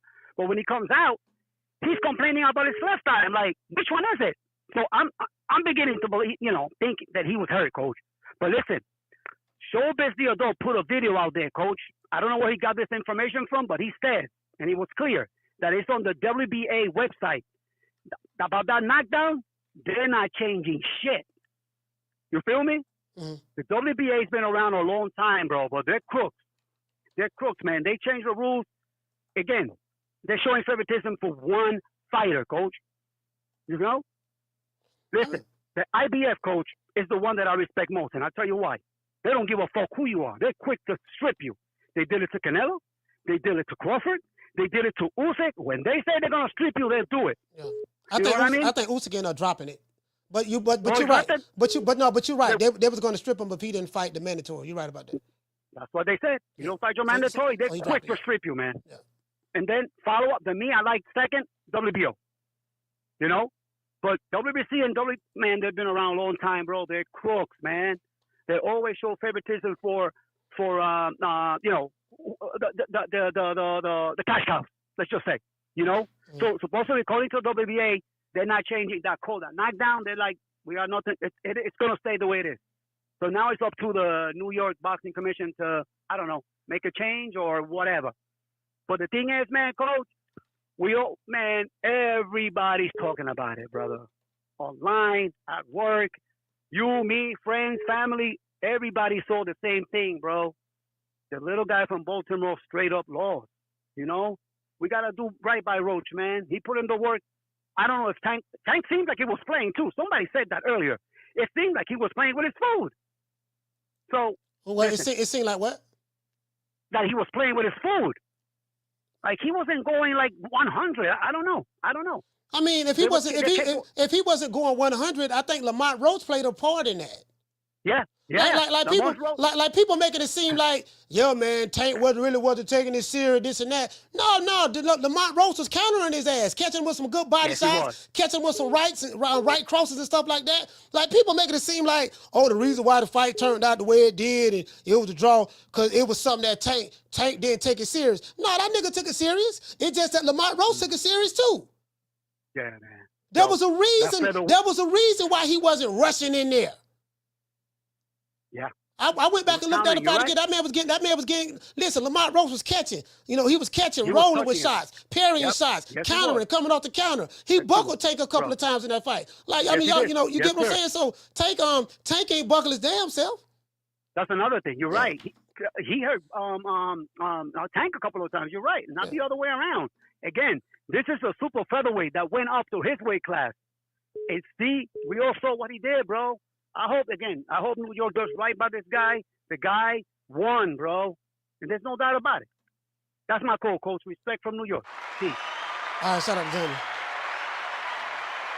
Yeah, we sitting there talking like, man, the reason why he ain't happy like that, because, see, Tank was playing. No, that nigga wasn't playing. He was trying to knock him out like he tried to knock out everybody else he get in the ring with. He couldn't. Lamont Roach played a big part in that. And Lamont wasn't running. Lamont was sitting right there in the pocket. You saw the fight. Lamont was stepping. He was coming forward the entire fight on that front foot. measuring the distance and range. He went back a little bit a couple of times, but for the most part, and guess what? And they was forehead to forehead. Picking shots, rolling, catching, shooting. So he wasn't afraid of the power. So yeah, you know what I mean? So Tank probably like, man, people don't fight him like that. People normally don't fight him like that. So Lamont Roach played a huge part in that. The 25-1 underdog. Caller, what's your name? Where you calling from? You sound like a hater, nigga. Suck dick, faggot. Caller, what's your name? Where you calling from? Oh, you on the phone up? All right.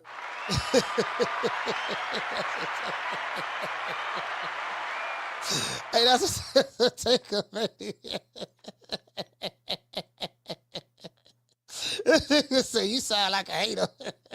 He mad. She mad. Hey, who that is? Hey, Raw TV, was that you? He on the phone. Hey, let's call this nigga back. Let's call him back. Let's call this nigga back. Let's have some fun with this fool. Let's call him back. I think he projecting. Let's call him back.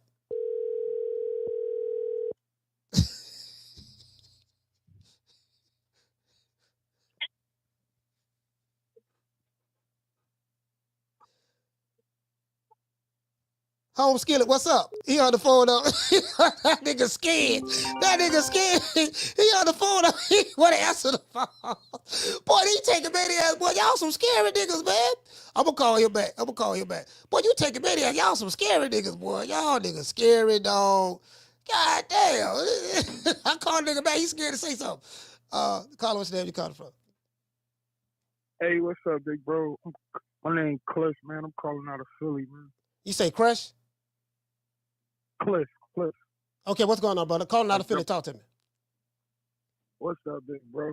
Nah, man, I think the fight was a good fight, right? I think altogether the fight was a good fight, and I think you're right. I think Tank was himself. Like, people keep trying to say that, though. People keep trying to say, like, Tank wasn't 100%, but I think anytime we look at Tank like a superhero, you know, all he do is knock out guys. Right. So anytime the superhero don't look like, you know, the superhero, we want to say he lost, which if you take the knee away, I honestly do think it was a draw. But to your point, Tank never, wobbled Roach like Roach wobbled him. But Tank was hitting him with some good effective shots. Yeah, he was. And he was. Like I didn't see a fight like that. I want to say, I don't know, man. That was like an old school fight. I don't know. Correct me if I'm wrong, but I don't know the last time I seen a fight like that equally skilled. And another thing, I don't think that exposed Tank as far as like Shakur could do the same thing Roach did. I think it takes too many components to do what Roach did. Like it's gonna take another fighter, like, I don't know, like somebody that's not scared, somebody that got the skill, somebody that, like, Roach had good distance. Like, he kept his distance the whole time. Like, he kept real good distance the whole time. And another thing we're not accounting for is Tank really don't got long arms, and a lot of fighters never took advantage of that. I feel like Roach took advantage of that as well. Like, it was a lot of good stuff going on in that fight on like a elite level, like a high chess match. Like, I think that was a great fight. I don't think we really appreciating what that fight really was. Like, that fight was like it was amazing. A great fight. I wasn't disappointed at all. I totally agree. That was a great fight. That was a high ring IQ fight between two fighters. Oh my God. You saw thinking in there. I think what impressed me the most with Lamont Roach was the fact of his poise. He was very calm. He didn't panic. Oh my! There was times that where he got hit with the left hand. People say, well, if Tank land that left hand, he going to sleep. Lamont Roach got hit with that left hand a few times in that fight. Real talk. I don't want to hold you up, but look, it was a point in a fight, right? It's always a point in Tank fights. Like, he'll give up rounds, right? Then he'll flex his muscle, like, to see what his opponent do. And a lot of his opponents bitch up. Like, you know what I'm saying? Tank landed a shot on Roach. Roach just backed up and gave him a little smirk. From that point, I think it was like maybe the fifth or sixth round. From that point going forward, I'm like, oh, he not scared. I'm like, yo, he really not scared. Because, you know, like, they had talked that shit in the beginning of the fight. but then they get in the fight and then fold up. Like, I'm like, oh, Roach really not scared. And then I'm like, oh, this gonna be a good joint. And when Tank, I think it was like in the 8th round, Tank hit him with a shot, and then Roach came back and wobbled him. Came back to counter. You know how some boxers say it don't be the power of the shot. Sometimes it be like the sharpness and the ones you don't see coming back is the ones that really get you the most. I don't think Tank expected nothing coming back. Like, you know what I'm saying? Because if you look, he ain't had no defense. He just threw the shot and sat there. Like wasn't nobody going, like, you know what I'm saying? Like Roach wasn't going to counter back. Roach came right back down the pipe. And I think, I don't think we ever seen Tank in that position. But I tell you one thing for sure, I don't think people giving Tank credit for. I think in like the 11th and 12th round, it was a championship round that Tank knew that he was in there and he couldn't, because he kept trying to pull his little superstar trick. And in the championship rounds, he knew it was over. He just got to fight this dude. And Tank showed up. Like, Tank was like, all right, we just going to rumble. Like, you know what I'm saying? None of my tricks was working. We just going to have to rumble. Like, you know what I'm saying? And I think Tank was throwing that shit, and Roach was throwing that shit back. Man, that fight right there, bro. And I was nervous, bro, because I was like, damn, I don't know how the scorecard's going to go. It's taking a minute to come out with the results. But right. when I seen the draw, I was satisfied because if they would have just robbed them, I would have been, heartbroken. Like, as far as like just saying he lost, you know what I mean? Because they could have did that. People not really taking that into account. They could have just robbed him and say he lost. All right, salute, fam. Thank you for calling, brother. Philly, stand up. Yeah, so. Hey, let's call this whole ass nigga back. Let's call this whole ass nigga back. I got this whole ass nigga. Take a maniac. What's up, boy? You can talk. What's happening? Why are you hating for, yo? Hey, what your name is? Hater. Hey, what your name is, fam? Where you calling from? You know what I'm saying? Though, why you? Come on. Why you? What's your name? You doing that? What's your name, sir? My name Reek. Reek. Okay, you can talk, brother. You ain't gotta be scared of a conversation. So tell me, you hating like that though? Give me some examples of what I'm hating on, sir. What have I said? You were hating on his boxing ability though. No, I didn't say nothing about his boxing ability. You is hating on his boxing ability. No, sir. I didn't say anything about his boxing ability. If you watch the whole fight, can you give me some examples? If you watch the whole fight again, can you give me some examples, sir? Lamont Roach is slow, bro. Okay, can you give me some? Slow. Reek, can you give me some examples, brother? You's a hater. You only got 800 subscribers, bro. You hating. Reek, can you give me some examples of me hating on Gervonta Tank Davis, sir? You's a hater, bro. Are you a tankomaniac, sir? He on the phone though.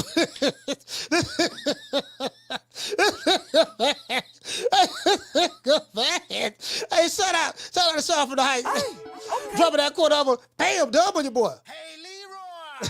Super chat received. Playtime's over, boy. I don't get it. The man say I'm a hater. Okay, fine, I'm a hater. Can you give me some examples of me hating? And then he don't give me no examples. You get what I'm saying? I'm like, okay, well, what? Give me an example. I'm hating on Tank boxing ability. No, I didn't. I didn't say anything about his boxing ability. We're talking about the situation that happened between the fight, the events that transpired within the fight. Can you give me some examples? He can't give me no examples. That's classic tankomaniac. I told you, these tankomaniacs, let me tell you something. These tankomaniacs are some low IQ individuals. They slow. They low IQ. You get what I'm saying? Tankomaniacs, they like that. They low IQ. They ignorant. They're not the brightest people in the world. They lack articulation. Their articulation skills. Again, like a lot of the Tankomaniac fans, like you have Tank fans, which I have a lot of friends that Tank fans. But then you have Tankomaniacs. The Tankomaniacs are the low level fan base. That's the niggas. That's the niggas in the hood, the street, this and that. Puka Ray Rays, all that stuff there. That's them. You get what I'm saying? That's this nigga right here, Reek. You know what I mean? So it is what he'll be all right. He'll be all right, brother. But anyway, Reek, you can call the show, dog. Anytime you want to call the show, man. Just whenever you're ready to answer the question, just answer the question, brother. That's all.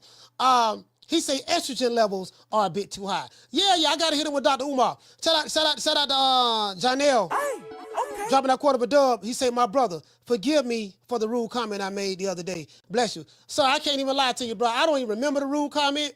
I don't remember it, brother. So you didn't have to ask me for forgiveness, brother. I didn't even remember. Down from the bar, there's a platform stage. People pimping, sharp as razor blades. Hey, Reek. Hey, shout out to Reek. Reek, I'm gonna hit you with the Dr. Umar right quick. Carla, hold on. Reek is. I think it's obvious that you are a taker maniac. You know, I'm gonna hit you with the Dr. Umar right quick, brother. You deserve it. You earned this here. You need a testosterone injection. Your estrogen is getting the best of you, my brother. You need a testosterone injection. Your estrogen is getting the best of you, my brother. You are part of the estrogen-based anti-masculinity movement. Stop worrying about me with no shirt on. You are part of the estrogen-based anti-black masculinity movement. I just came from the beach in St. Croix. I took a dip with the ancestors. Is that all right with you, Negropean?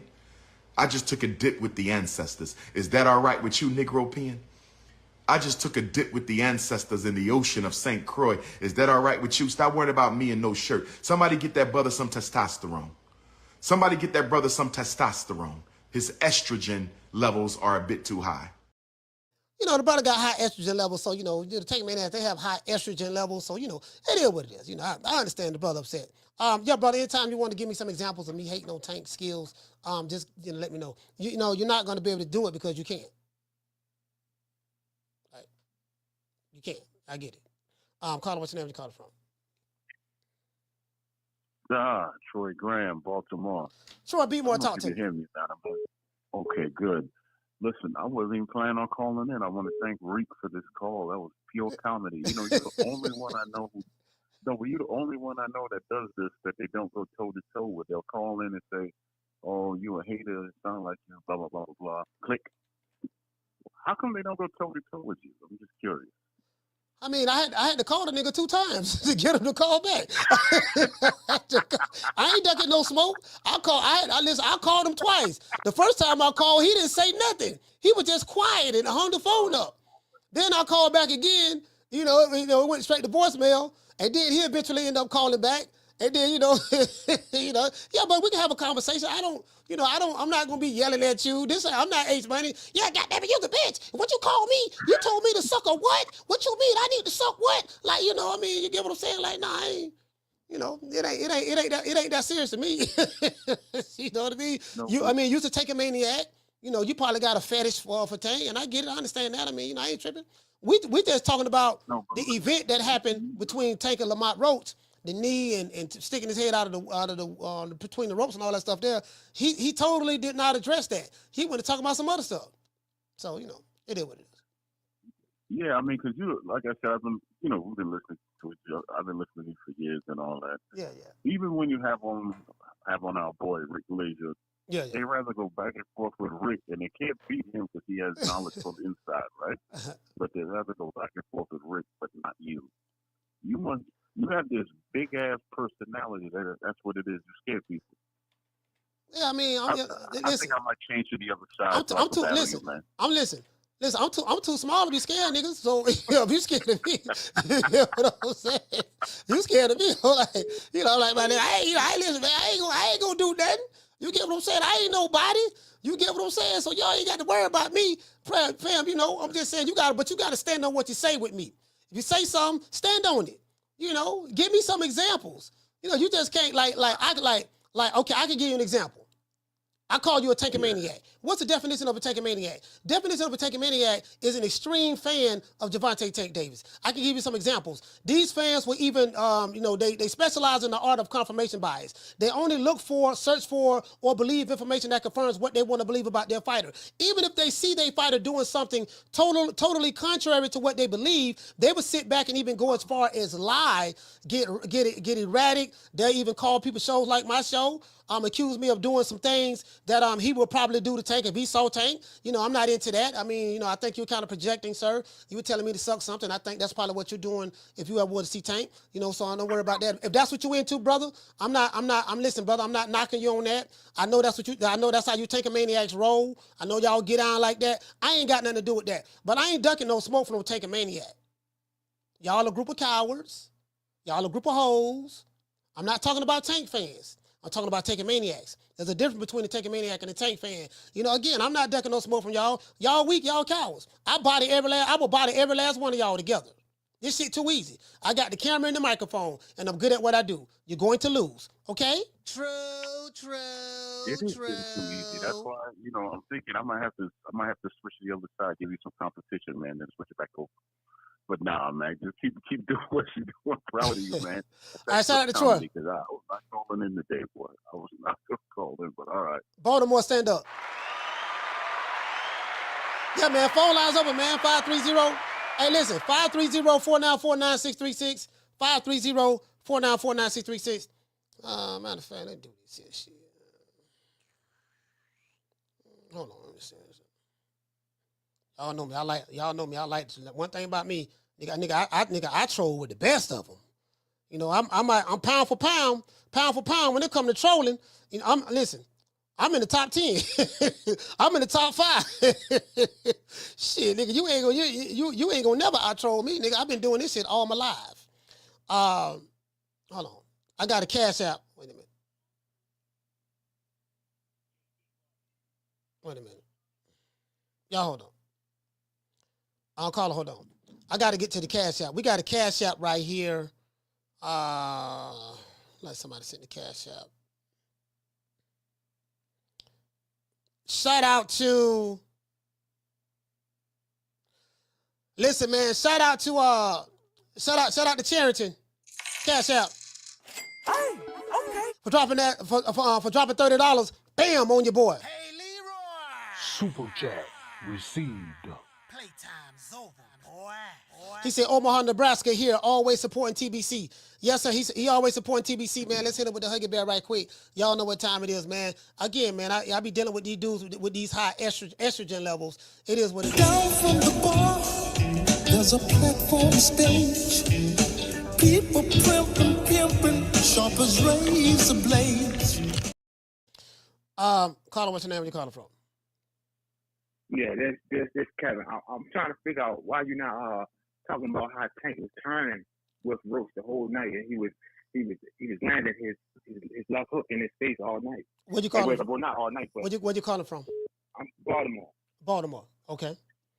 So the question is, what the question is again, sir? You're not giving Tank any credit for any of the skill that he showed that night when he was standing in front of. He stood in front of Roach. He had his head in his chest, and he was landing right hooks between his guards. You never said that. You're not speaking of nothing that he did good. You speaking to the casuals, in my opinion.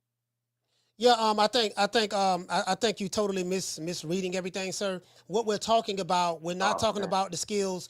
We're talking about what happened, what transpired in the 9th round with Tank getting hit, taking a knee. It was a good fight, and then looking at the ref, jumping up, running to his corner, sticking his body halfway out of the ring, and making contact with his trainer with him wiping his face, which has been a disqualification. That's what we're talking about, sir. We're not even really necessarily talking about contact, building the skills. No and all that contact. stuff.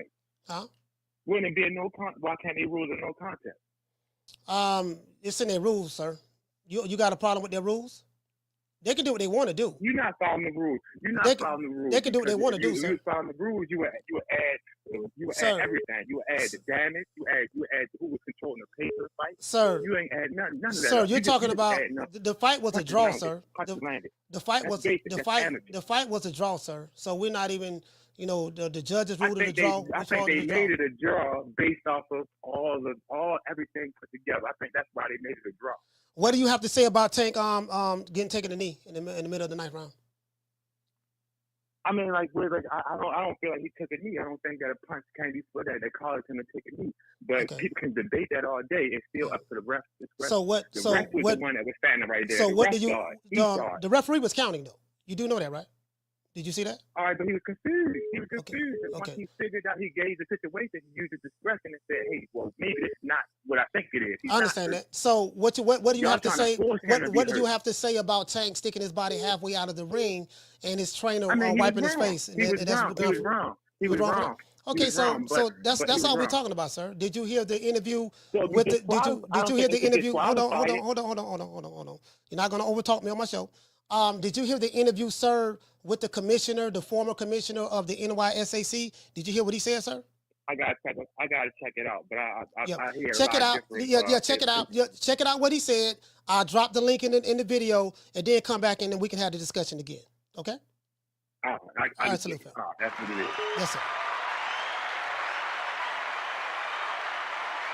Yeah, go back and check it out. I'll drop the link down there. Caller, what's your name? You calling from? Let me drop the link. Yo, this is Josie out of Tucson. Josie out of Utah? Can you hear me? Tucson, Arizona. Okay, talk to me. Okay, so like we nobody's gonna argue that if you take a knee, a voluntary knee, that's a knockdown, right? On Saints behalf. Mm-hmm. You say no one's gonna argue that? Yeah, well, that's what it is, right? Yeah, that's what the rule is, right? Yeah. That's pretty much been established. But a lot of people trying to die on that hill, they're dead. Now I'm at the disqualification. So what if the knee didn't happen, and what if he just went to his corner to get assisted mid-round? That would be a total loss, right? Yeah, that's a disqualification if you make contact with your trainer. That's what the commissioner said. The commissioner confirmed that. The former commissioner of the NYSAC. He confirmed. So what's the argument? There's not an argument. That's a double whammy. That's a double whammy right there. Yeah, that's not an argument. I mean, the argument is only with the Tankamaniacs. They don't want to argue, and I'm not here to argue. I'm just here laying out the facts. This is why I played the interview that was given by Ringside. Shout out to Joe Habeeb. And they had the commissioner. His name is Randy Gordon. I'm looking at it right now. As a matter of fact, let me drop this video for this brother. Anybody want this interview, you can hear it. As I said before, this is not based on your feelings, what you like, what you don't like. This has nothing to do with your feelings. These are the rules. This is what they have, right? So we're going to see exactly what's going to happen. I think Roach got more leverage, like putting up the argument, like, okay, well, like if you guys don't want to call it a knockdown, then like that would be a loss for him going to his corner mid round. I think he should be like scratch the argument about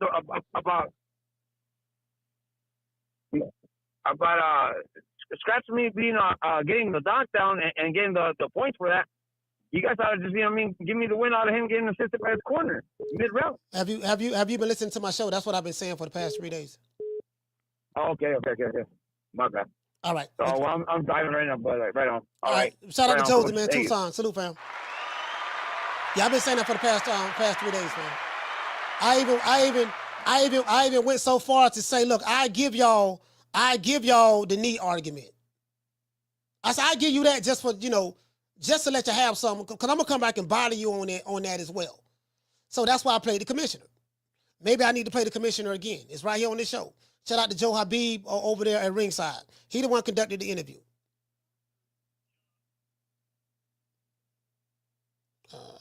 Hold on.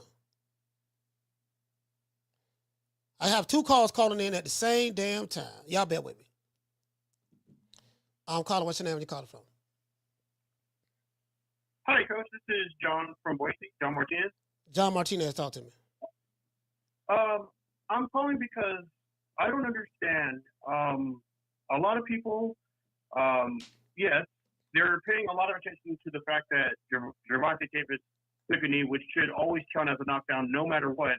But I seem to remember a fight that happened many years back where the legendary Marco Antonio Barrera, in the 5th round of his first fight against Junior Jones, after being dropped, his cornerman came in, I guess, about a couple of seconds before the bell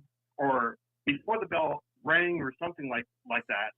And I remember Jones winning on disqualification because of that. If any of y'all have never seen that fight, I strongly suggest each and every single one of you to do it. Great show as always, Coach and chat. You have yourself a good day. Shout out, John. Yeah, I don't think they care. I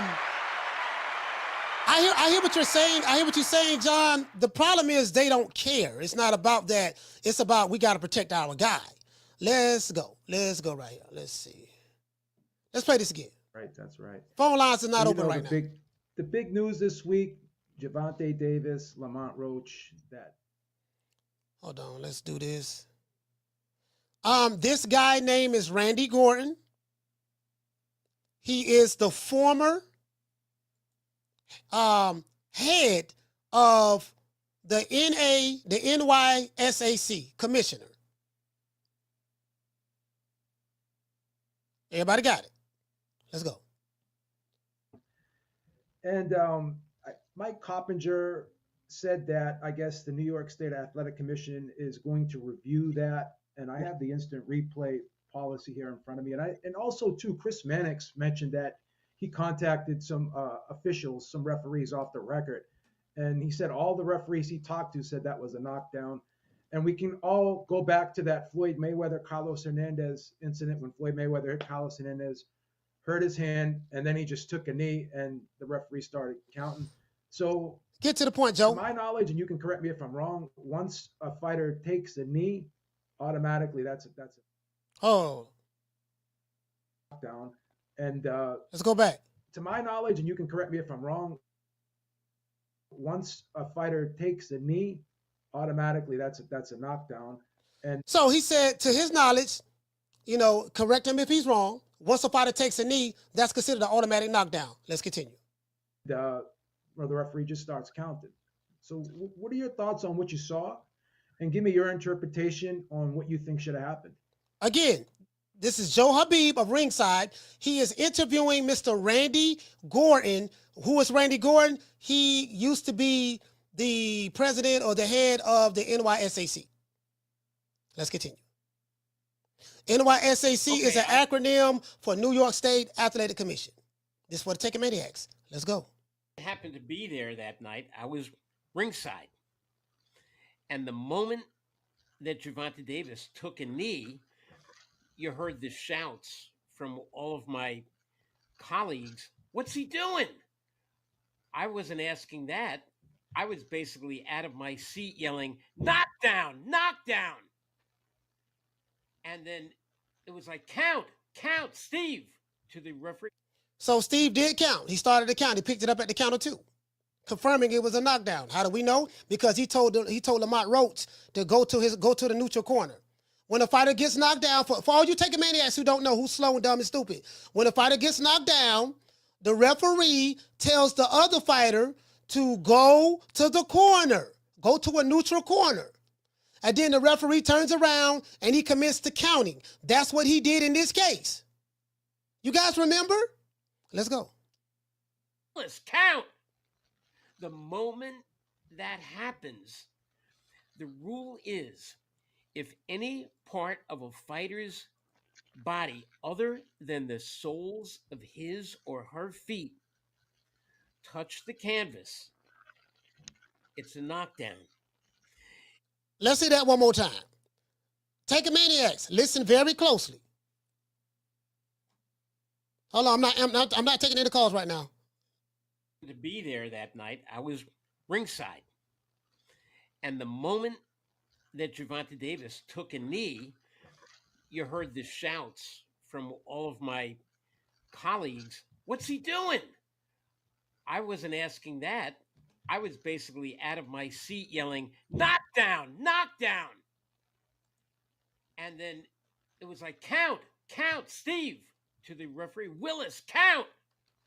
The moment that happens, the rule is if any part of a fighter's body other than the soles of his or her feet touch the canvas, it's a knockdown.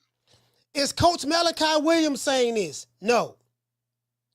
Is Donkey Kong saying this? No. Is Joe Habeeb or what's my main man name? Bill Gates or Jay-Z or Beyonce saying this? No. Who is saying this? The former head of the New York State Athletic Commission. Why is he saying it? He's reading the rules. So, you mad at him? Let's go. If you get hit on the shoulder and you fly backwards and you trip and your butt hits the floor,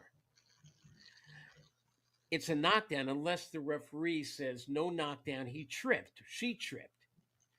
But in this case, he's going to get to it. It's considered a knockdown unless that's the hill y'all chose to die on, so you're going to die there. Unless the referee rules that it's not a knockdown, it's a slip. They do that all the time. We saw that with David Benavidez when he fought David Morrell.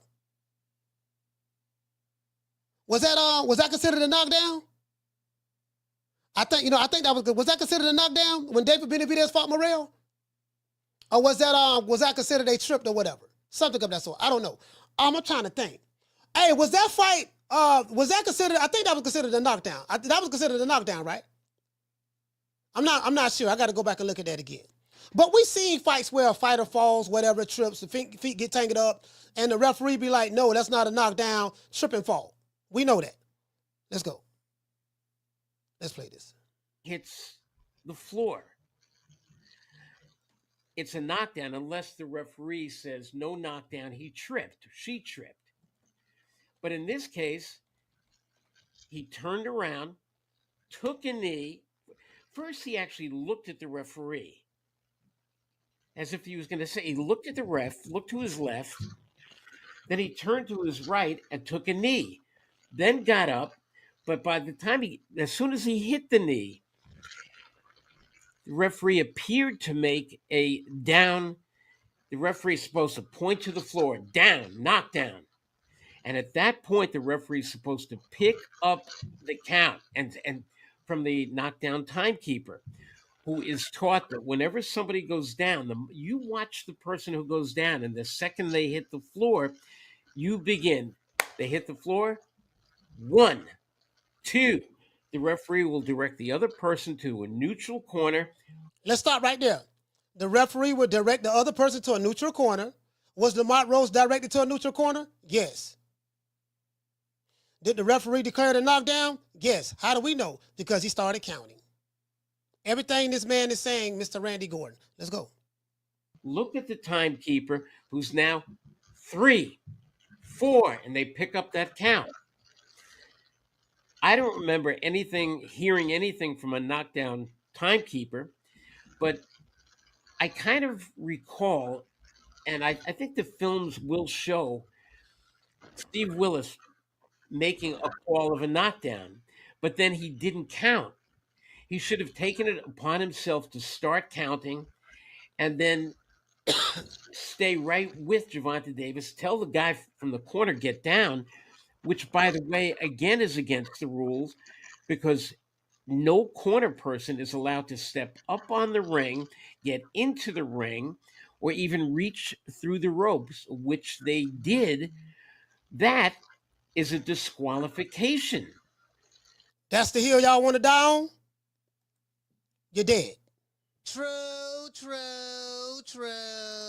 So you don't have a problem with me. You have a problem with the commissioner. The problem, if you do have a problem with me, the problem that you may have is the fact that I'm not pandering or catering to you tankomaniacs. As I told you before, I give 25 fucks about a tankomaniac. I don't like you niggas at all. But I'm showing you what the rules are. The commissioner is showing you and telling you what the rule is. So not only do you, if you have a problem with me, it's really unjustifiable. I mean, I'm just showing you, look, that's what the rule is. Had Lamont Roach done the same thing to Tank, if Lamont Roach had taken a knee, I'm pretty sure that would have been accounted a knockdown, especially taking a knee after a punch. Had Lamont Roach walked over to the corner, stuck his head halfway through the ropes, and his dad come wipe his face down, that would have been a disqualification. So miss me with your fake outrage. Caller, what's your name when you call it from? Wait, hold on. Caller, on the phone up. Caller, call back. Yeah, miss me with your fake outrage, fam. Again, the other two tankomaniacs who called the show, if you want to call back, call back. Address the issue at hand. I know you niggas slow and remedial. I know I kind of like disrespect you, because I can. There's nothing you can do about it. But if you want to call back and address that, fam. All of the deflecting, talking about all this other stuff that ain't got nothing to do with nothing. We're focusing on what happened Saturday in the 9th round, specifically. Caller, what's your name? You calling from? Martin from Oakland. Martin, 2 times, talk to me. Yeah, Coach. If you play the interview with Randy Gordon at 10:45, there's a 45-second clip where he talked about an interview that he did with Gary Antoine Russell about his fight. And he must have asked him about the whole Tank situation. Turns out Gary Antoine Russell went through the exact same situation. I saw it. The Tank did. Got his hair braided. Grease got in his hair. And Gary said, I sucked it up. When I went to my corner at the end of the round, he goes, my corner flushed my hair with water. I kept on fighting. So the exact same situation, the exact same night, exact same venue handled 2 different ways. And That like was I said, 10:45. It's like a 45-second clip. Okay. I'm turning to it right now. Hey, good looking out, Martin. I'm gonna play it right now. For sure. All right, I didn't hear that clip. Gary Antoine Russell, DC. So Gary Antoine Russell had some stuff in his hair as well. Some grease got in his eyeballs, apparently. Let's go right here. The toe. You find a way to get through that round. There could be something new. And then in the 7th round came out and then Clay's eyes cleared up by the very end of the round. He came back and let's go ahead. Knew where Liston was, but he couldn't really. And Clay did that. He ran, kept his left hand out in front of him, knew where Liston was, but he couldn't really see him. And for 3 solid minutes, remember, Liston doesn't realize that Clay is blinded. He just thinks he's acting kind of strange with his left hand way out in front of him. Yeah. So he kind of approached with caution. And then Clay's eyes cleared up by the very end of the round. He came back. And then in the 7th round came out and finished him off, and Liston quit on his stool. But the fact is, no matter how much pain you're in, you could have a pin in your shoe that came loose or something, and it could be sticking you in the toe. You find a way to get through that round. There could be something in your hair, the gel, whatever, the sweat. As a matter of fact, on my Sirius XM show yesterday, one of the fighters on that card, Gary Antoine Russell, said to me that he had his hair done and they put a gel in his hair, just like Gervonta Davis. And he said, you could see my face sweating, and the sweat is pouring down my face, and it was white because of the gel. And it burned, but not that badly, but it did burn. And I told him when I got back to my corner one round, and this was 12 full rounds, they put his head back and they basically dumped water on him to let the water flow backwards and get some of that gel out of there. Then they dried his hair and dried his forehead. But you got to do whatever you can as a fighter, whatever kind of pain you're in. You pop your shoulder out, you take a knee, it's a knockdown. What we saw the other night with Gervonta Davis was a knockdown. What we saw with the referee was an absolute blown call. And now the New York State. You heard what he said? Did you hear that? So explain to me, exact same thing happened to Gary Antoine Russell. Why Gary Antoine Russell didn't take a knee, go to his corner in the middle of the round, go to his corner, stick his head through the window, through the corner, through the ropes, and had his brother, Mr. Gary Russell Jr., Gary Russell Sr. Jr., I think, wipe his eyes, wipe his face. Why he didn't do that? Gary Antoine Russell went through the exact same thing. I think that was the co-main event to the main event. Why he didn't do that? And then you heard what he said after that. He said the referee blowed it. And when the knee was given, this what should have happened. I told y'all was going to die on that hill. Y'all was going to die on that hill. You did. Carla, what's your name? Where you calling from? Hey, what's good with you? You know damn well you can't be logical to them fucking Reggie Davis fanboys, man. The motherfuckers, man. All these motherfucking cheerleaders and pom-pom shaking ass motherfuckers, man. You can't be real with them, man. They don't understand it. One Bama from Baltimore. I told you them Baltimore jokers, Bamas. One Baltimore Bama calling talking about it should be a no contest. Do you know how many motherfucking boxers will be throwing their fucking head under the ropes just so they won't get knocked the fuck out? Then every fight, and you'll be having way more no contests. Oh, all I got to do is put my head in the rope and I won't get knocked out. Oh, fuck, this is a no contest. Yeah. Yeah. I mean, no, hold on. Not only that, what if he stick his head through the ropes and his trainer wipe his face? Right. Yeah. Then every boxer do it, then you won't even see no knockout. Yeah. Then we're going to have a whole bunch of motherfucking NCs all up and down the motherfucking box rack. Yeah. NC, because he's about to get knocked out, so let me go ahead and put my head through the rope. That's why it's a DQ, dummy. The fuck are we talking about? Slim, like, and this motherfucker really called it, thought he had something. It to be a no contest. Shut your bitch ass up. And take that L. These niggas slow. Told y'all to stop protecting that little motherfucker up there, man. I go there I go to Baltimore 2-3 times a week. I tell them, stop protecting this little bitch motherfucker, man. Let him wreck somebody. Let him fight somebody good. And they love protecting him, man. They love protecting his little ass. And like I said, man, ain't nothing real about him. A real one to fight through it. But nah, not him. He gonna take a knee and run to his corner to get his face wiped off. Hey, and Ron, you want me to believe he a real one? Did you know that the exact same thing happened to Gary Antoine Russell on that same card? I remember the fight. Yeah. No. I'm saying he said it. I think it happened that was it on that same card, right? It's on the same. I think it says on the same card or something of that sort. I'm not sure. But he said it. He said it happened. He said it happened to Gary. He said he interviewed Gary Antoine Russell, and he said the exact same thing happened to him. And he had to buy some time, and Slim, this shit happens. We seen Ali get through it.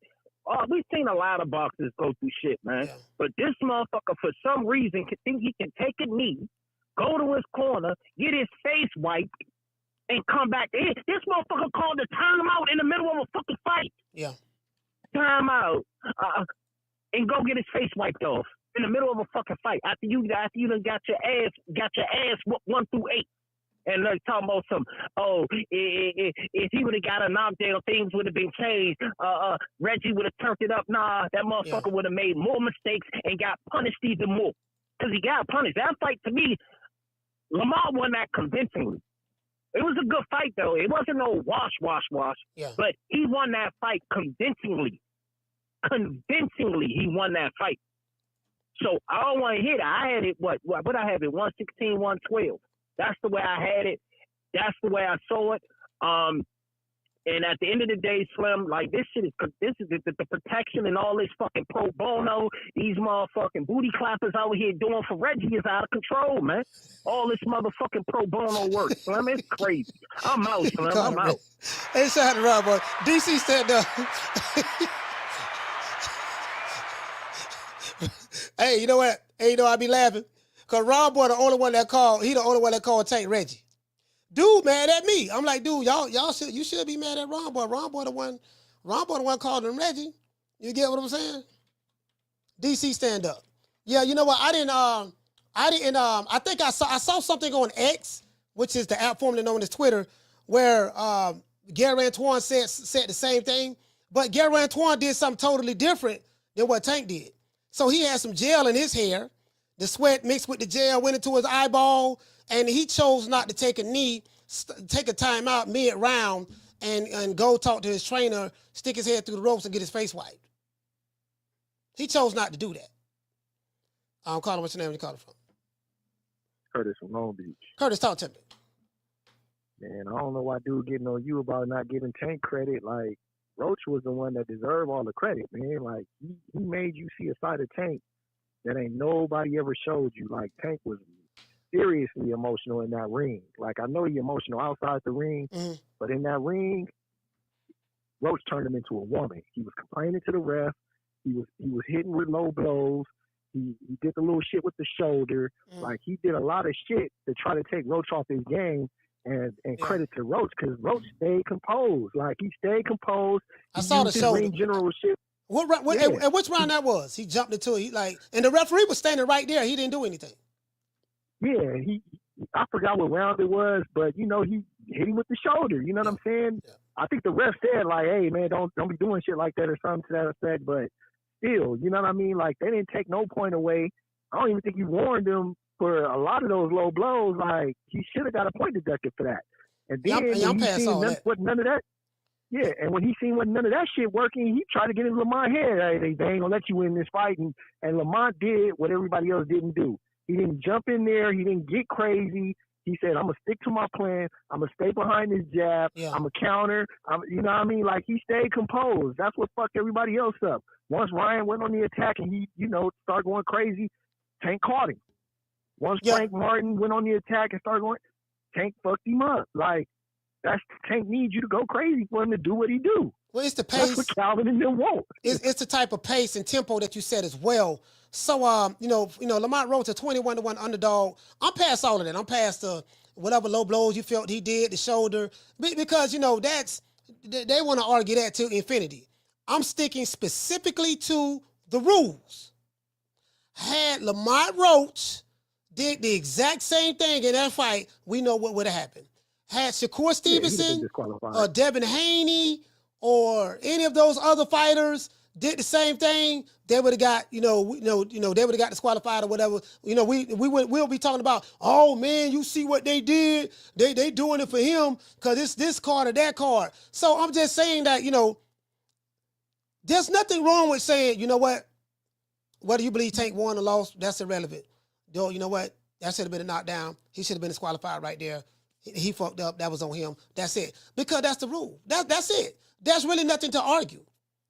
There's nothing to argue. That's what happened. The commissioner is right here saying it. Yeah, so, man. I mean, again, man, they don't want to accept it that, man, at the end of the day, even when he took the fucking knee, he was looking for a way out. You know what I'm saying? That was probably his plan all along, was to get disqualified. Like, you could clearly see he didn't like what was going on, and he took that fucking knee. And, you know, he took it like he was kneeling down to run time out on the clock, like he was in the NFL or something. I'm not tripping on that. I mean, Tank can do whatever he wants to do. It's a DQ. Tank can do whatever he wants to do. It doesn't matter. He can take a knee. He can call Al Heyman. He can shoot dice with his homeboys in Baltimore. He can do whatever he want to do. It's not Tank. It's the ref. There were some things that the ref was supposed to do that he didn't do. The question I have is why he didn't do it. And even the broadcast team, when they asked for the replay, they said they couldn't provide them the replay because of for some crazy ass reason or something, so they couldn't even look at the replay to see what was going on. So if they that was another issue with it. Yeah, so if they could provide the replay, the footage, and that's a PBC event, then I mean there was some corruption going on. The very same thing that Gervonta Tank Davis accused of Turkey Al Sheikh doing, meaning that they corrupt over there fighting on Riyadh season cards. Well, that's why he don't want to go to Saudi Arabia. And he has a right not to want to go over there. There's nothing wrong with that. But to sit back and say that corruption only happens there, I'm like, dude, this corruption happening in boxing in America all the time. Referees are corrupt over here. Judges are corrupt over here. We see it all the time. Well, dude said about Friday. So you ain't got to go overseas for no corruption. Just watch any American fight, and you gonna see all the corruption you gonna see. Shout out to Curtis, Long Beach. Yeah. We just saw corruption. We saw corruption last Saturday. You get what I'm saying? That's what we saw, literally. So the taking maniacs want you to act like, no, you ain't see no corruption. You ain't see nothing. Let's run it back. You ain't see nothing. Like, you can deflect all you want. Deflecting doesn't change the reality of the situation. That's all I'm saying. If you want to deflect, you can. You can do that. I ain't got no problem with you deflecting. Just don't try to convince me of that bullshit, because I ain't buying it. You wasting your breath with me. You get what I'm saying? Caller, what's your name? Where you calling from? Hey, Coach, it's Tony, Chicago. Tony, talk to me. Coach, on a more serious note, I think there's an epidemic of mental illness, especially with regards to boxing. A lot of people, have the emotional capacity of kids, of a child, 8-year-old children. Children will want to twist reality so as to avoid it. They want to create a fantasy so they can avoid reality. The facts are clear. The rules are clear. You take a knee, it's a point. Yeah. You get help from your corner, it's a disqualification. These are the rules. Then you see people trying to twist reality, create a fantasy so that they don't have to live in reality, saying different things. The worst thing for me, because everybody who gets into that ring, whether it's the guy, the champion, the star, or the other person, they're all taking risks, and they should all be given a fair playing ground. Tank is getting all the money, he's getting all the endorsements. At least when they get into the ring and put on the gloves, it should be an equal playing ground. That is the least you can give to somebody like Roach. If this thing comes as a no contest, then, I'm sorry. Boxing is ruined. Because if it was the other way around, we all know what would have happened. Or what will happen. They will apply the law. Yeah. They will apply the law. Yeah. So, people, the other caller talking, coping, trying to cope. It's mental illness. That's the way I look at it. It's mental illness. You are not well. And I hope you don't have kids. Because if you have kids, you're spreading this nonsense. Can you imagine his child coming to see him ranting and raving on the phone or shouting or screaming? And they ask, oh, Dad, what's the problem? Look at what they're talking about Tank. That is what he will tell his child. Yeah, Look at what they're saying about Tank. Look at what they're saying about Tank. And the kid is going to grow up in such an environment and come out and be the same. It's mental illness, Coach. I'm sorry. It's mental illness. Let's call a spade a spade. They are not well. These people are not well. And that's the way I see it. There's no point arguing with a madman. He will beat you out of experience. He's mad already. That's all I gotta say, Coach. All right, salute, fam. Easy, man. Yeah, see, the thing is, this is what the Tanky Maniac who called the show. What the nigga name is? What this nigga? What this whole ass nigga name is?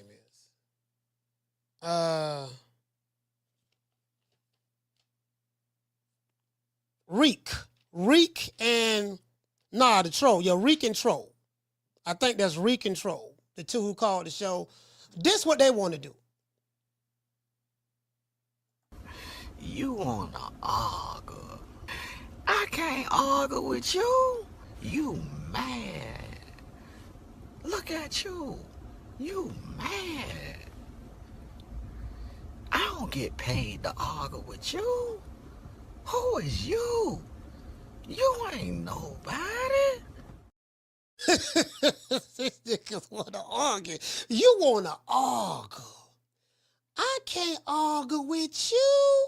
You mad. Why you ain't saying that about Tank? Why you ain't talking about the skills he got? This and that. You dissing his skills. Sir, I said nothing about Tank's skills. We're talking about the foul. We're talking about the rules that was broken in the 9th round. That's what we're talking about, sir. No, damn that. You mad. Look at you. You big mad. I don't get paid to argue with you. Who is you? You ain't nobody. True. Arguing with a Tanky Maniac is like arguing with a brick wall. I'm not here to argue with you. I'm losing IQ points.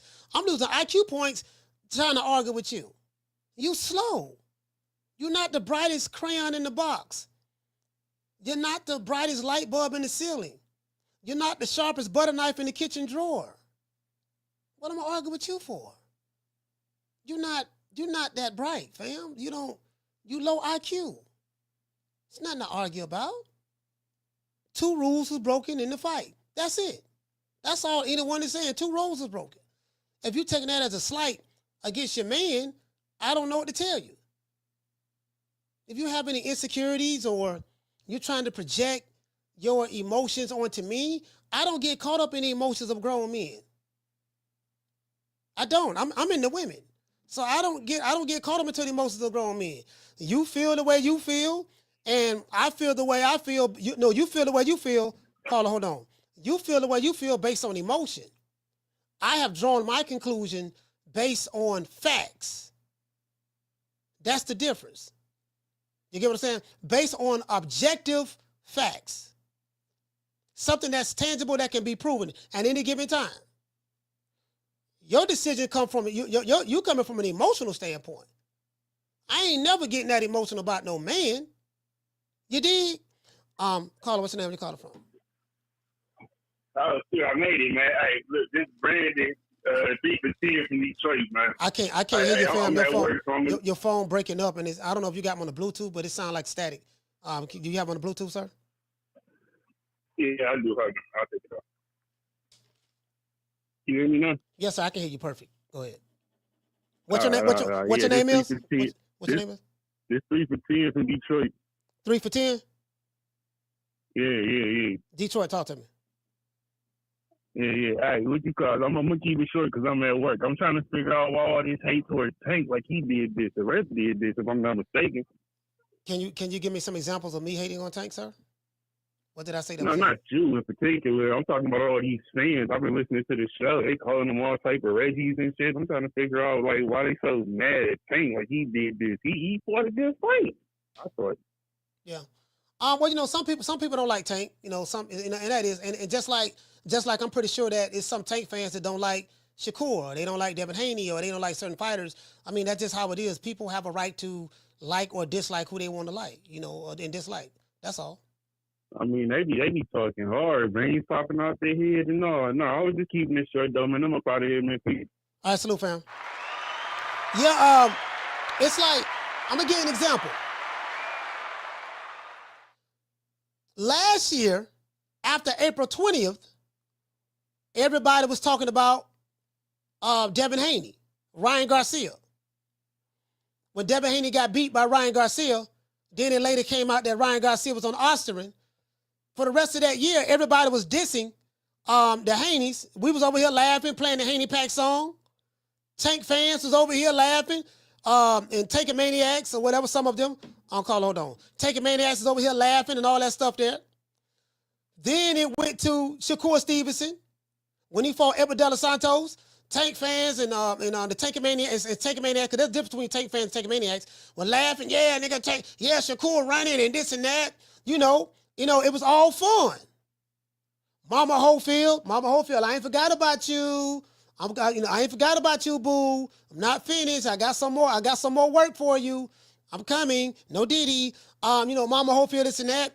So now a controversy comes about with Gervonta Tank Davis versus the guy that's a 21-1 underdog, a guy who Tank said he was going to knock out in about 8 or 9 rounds, and he takes a knee after getting hit, no matter how hard the punch was, looks at the referee prior to taking the knee, turns his back on the ref and the opponent, and walks and goes to his corner and sticks his head through the ropes. Now we're talking about this. Now it's a problem.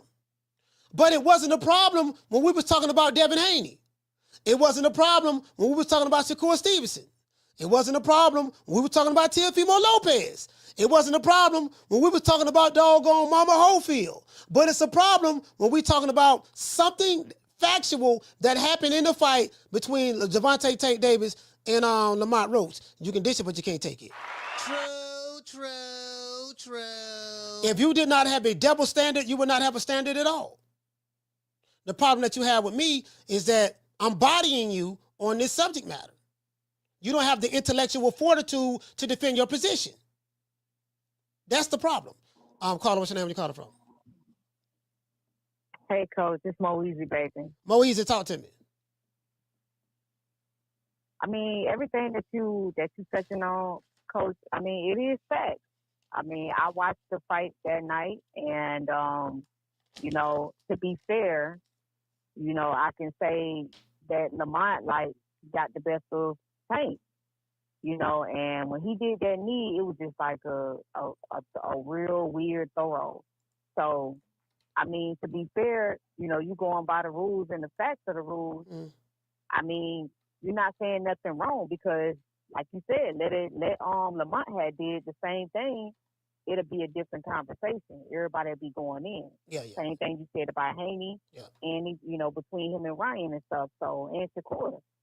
So, I mean, I just want to call in and touch on my piece with that because it's weird and it's whack that grown men are just really just trying to be argumentative about somebody that they don't even know them. And they really just, you know what I'm saying, riding this man D for what? You know what I'm saying? To prove something wrong. Like, right is right, wrong is wrong. And I like Tank too. But the fact is, to be fair, Lamont had got the best of him, you know, and he, you know, he did his thing that night, you know. And I can't wait to watch the rematch when it happens, you know. But to be fair, man, you just got to call it for what it is. So, you know. You know what, Moeezy? That's my take on that. Whether I'm not even tripping on it being a draw or whatever. If you feel that Tank won, there's nothing wrong with that. If you feel that Lamont Roach won, there's nothing wrong with that. If you feel it's a draw, there's nothing wrong with that. I'm not even talking about that. I'm talking about what happened in the 9th round, what the rules is, and why the rule wasn't applied in this particular fight. That's all. That's it. That's the question. True. You know, I mean, True. I played what the commissioner said of the former head of commission for the New York State Athletic Commission. And I'm like, okay, why this particular fight you chose not to enforce your rules? Why this particular fight the referee chose not to enforce the rules? All of a sudden, it's just too many things that happened in that round for, you know, because as I said before, and I use this as the perfect example, had Lamont Roach been the one that did that and he had the belt, or let's say he did that, and let's say Lamont Roach won via split decision. All the Tank fans, but not only that, but the Tankomaniacs, the ones who radical online, they will be saying, oh man, they cheated Tank. Man, the rules say, man, Lamont Roach took a knee in the 9th round. Man, that's supposed to be the knockdown. And then he went over to his corner and he stuck his head through the ropes and his trainer touched his face. That's exactly what they would be saying. Yeah, you know I ain't lying. Exactly. No, you're not. You're not. I mean, and that's, to be fair, I mean, that makes perfect sense. So, I mean, when that happened, like, the rules should have been, you know, applied. It don't matter, you know, if you Tank or Lamont or whoever you are, the rules should have just applied, and it wasn't. And now it pretty much just made things kind of like, you know, where it is today. So, oh man, like that's crazy though. I mean, but right is right, wrong is wrong, and facts is facts. So, I mean, Coach, you ain't saying nothing wrong, and I just want to touch on my piece with it and shout you out, shout the chat out, and much love to everybody. So, all right, salute. That's what it is. Shout out to Moeezy. Broward County, stand up. Yeah, I ain't, you know, I'm not even arguing about who you think won, who did what. I'm like that because that's subjective. You know, that's subjective. I'm not even talking about this, the subjectivity of the matter. I'm talking about what the action that happened and why the rule wasn't enforced. That's it. I'll call it. What's your name? Where you calling from?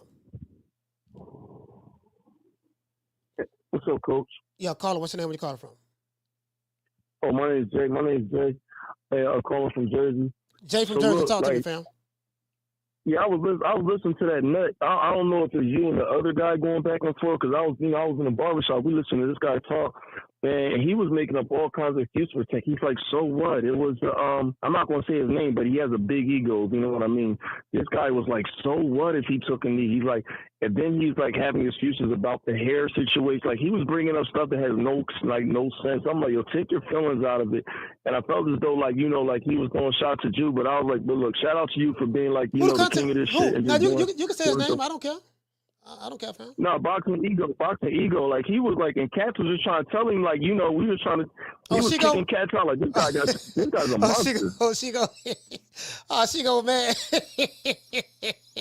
That boy, he's a monster. Listen, Coach, he's a monster. Coach, this guy was kicking people out. As soon as somebody tells him something real, we were just listening to him, and then I put two and two. I was like, oh, he's talking about Coach. And I was like, oh, this guy, get him out of here. We gotta get him out of here, man. This guy, these tankaholics, tankomaniacs, whatever you want to call it, like whatever you want to call it, they're out there, man. You got that, but listen, you keep doing what you're doing to step on that guy's neck, man. For real. Hey, man, I appreciate you, man. Listen, shout out to Jay from Jersey. Salute. Yeah, she go. Yeah, I can't.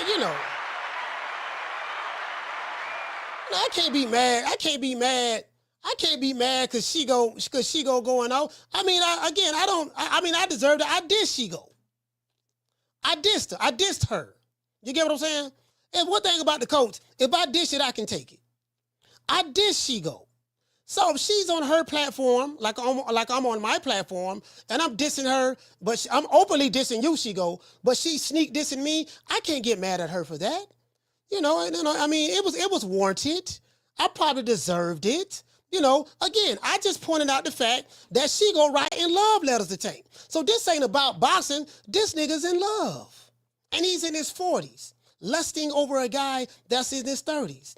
He wrote this love letter. It's so beautiful. Y'all want me to read it? Okay. Gervonta Tank Davis is everything these boys want to be. LOL. A star with spotlight. Check. Makes the most money in class. Check. Knockout artist. We'll put you on a poster. Check. Trendsetter. What do you mean by that? Chrome hearts, braids, leg tacks, etc. Got his own style. Check. Exciting to watch. Check.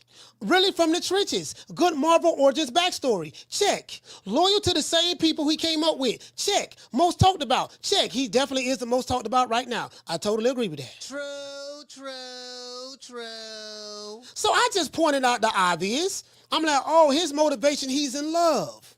And again, if you in love, if you in love, nothing wrong with that. I hope y'all make it last forever. If you ever meet Tank and, you want to do the doo-doo brown for him or whatever, and he like it, I hope everything work out. This America, hold on. This America, you can love who you love here.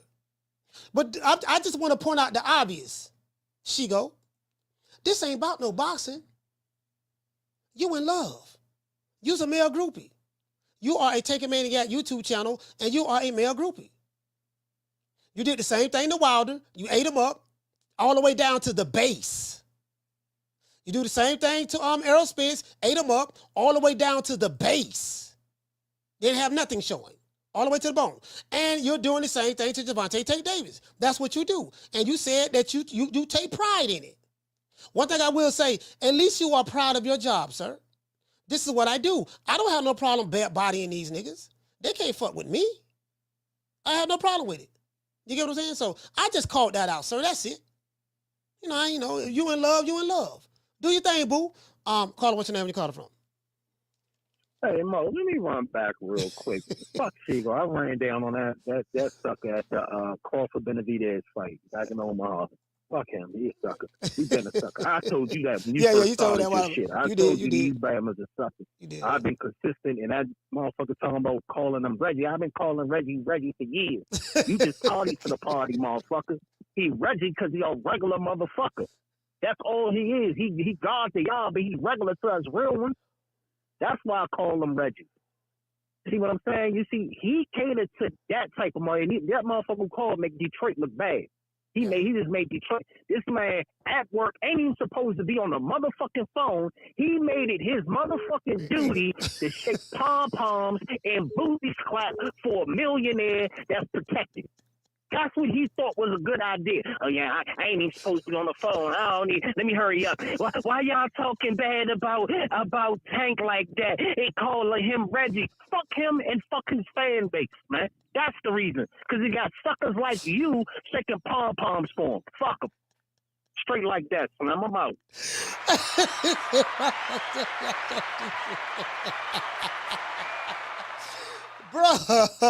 Bro,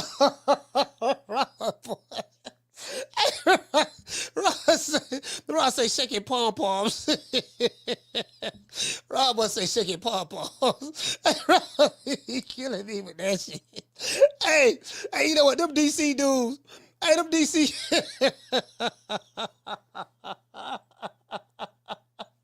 Hey, DC got this hell of a lingo, boy. Hey, DC got this hell of a lingo and swag. But like, yeah, man, why the man call him? Ain't no tape. The man called him Reggie and everything. But hey, but brother, listen, y'all check this out though. The brother, shout out to my brother from Detroit.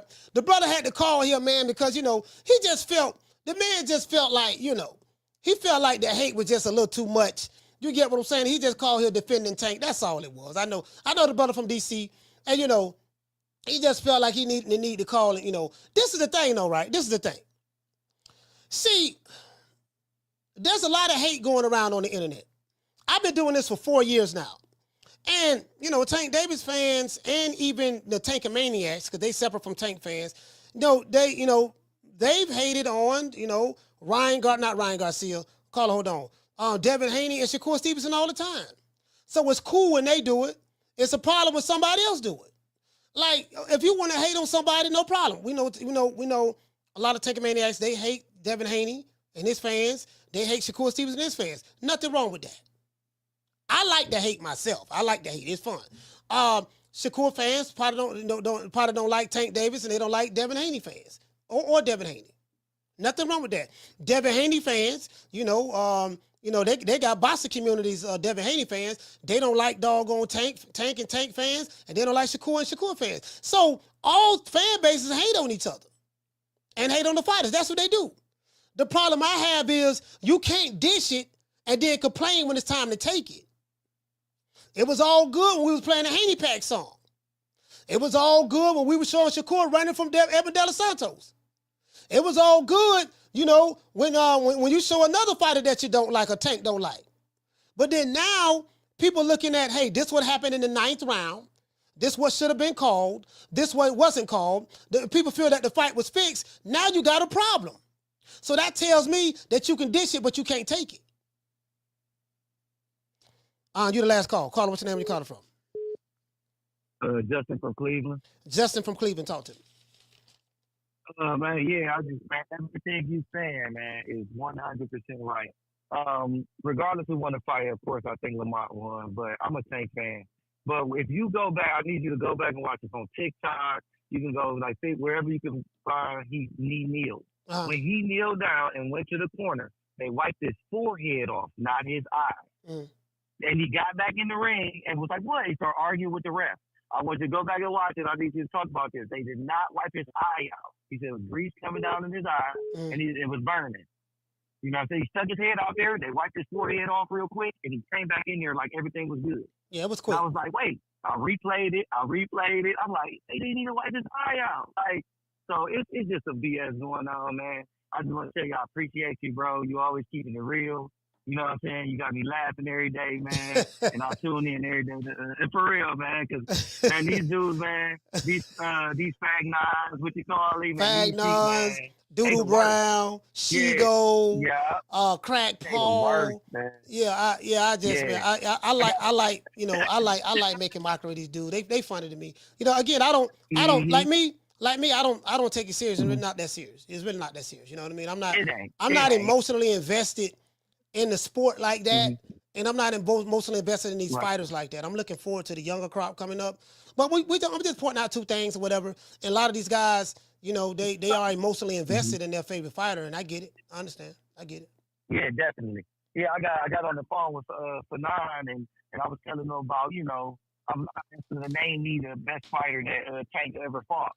And he, he said, oh, Devin Haney. I said, well, Devin Haney ain't really, ain't really, approved nothing. Tank was the best fight he fought. You know what I mean? He argued with me, then he hung up on me. I'm like, wait, then he blocked me. Yeah. This is crazy, man. You can't have an opinion with him. So I just want to let you know, man, keep doing your thing, man. Keep keeping it real like you been, man. I'm going to keep watching, man, and keep supporting, bro. All right, shout out to Justin, man. Cleveland, stand up. Yeah, I appreciate you, fam. Yeah, for me, as I said before, I'm going to talk my shit. That's what I'm going to do. Phone line's going to be open. You can call me on the show, after the show. I really don't care. It's not that serious to me. A lot of these guys, they want to argue. You know, they are emotionally unstable when it comes to their favorite fighter. If you are, let me say this to the men. If you are that emotionally invested in a grown man that don't even know that you're breathing, don't even know you exist, there's a problem with you. Your woman right now is getting splacked by third leg Tyrone. And you're not even mad that she's telling you she finna go out on a date with third leg. You rather want to argue all day about another man that's a multimillionaire that's flying through the sky in a private jet that don't even know you exist. There's not a man that I'm that emotionally invested in that's going to make me get out of character like that. To that degree. I'm not going to threaten you about a fighter. I'm not going to pull up on a woman on social media and diss her hairstylist about a fighter. Like, it looks corny. Dude, you know how lame that is? You're a grown man confronting a grown woman about a grown man that don't even know you exist. True.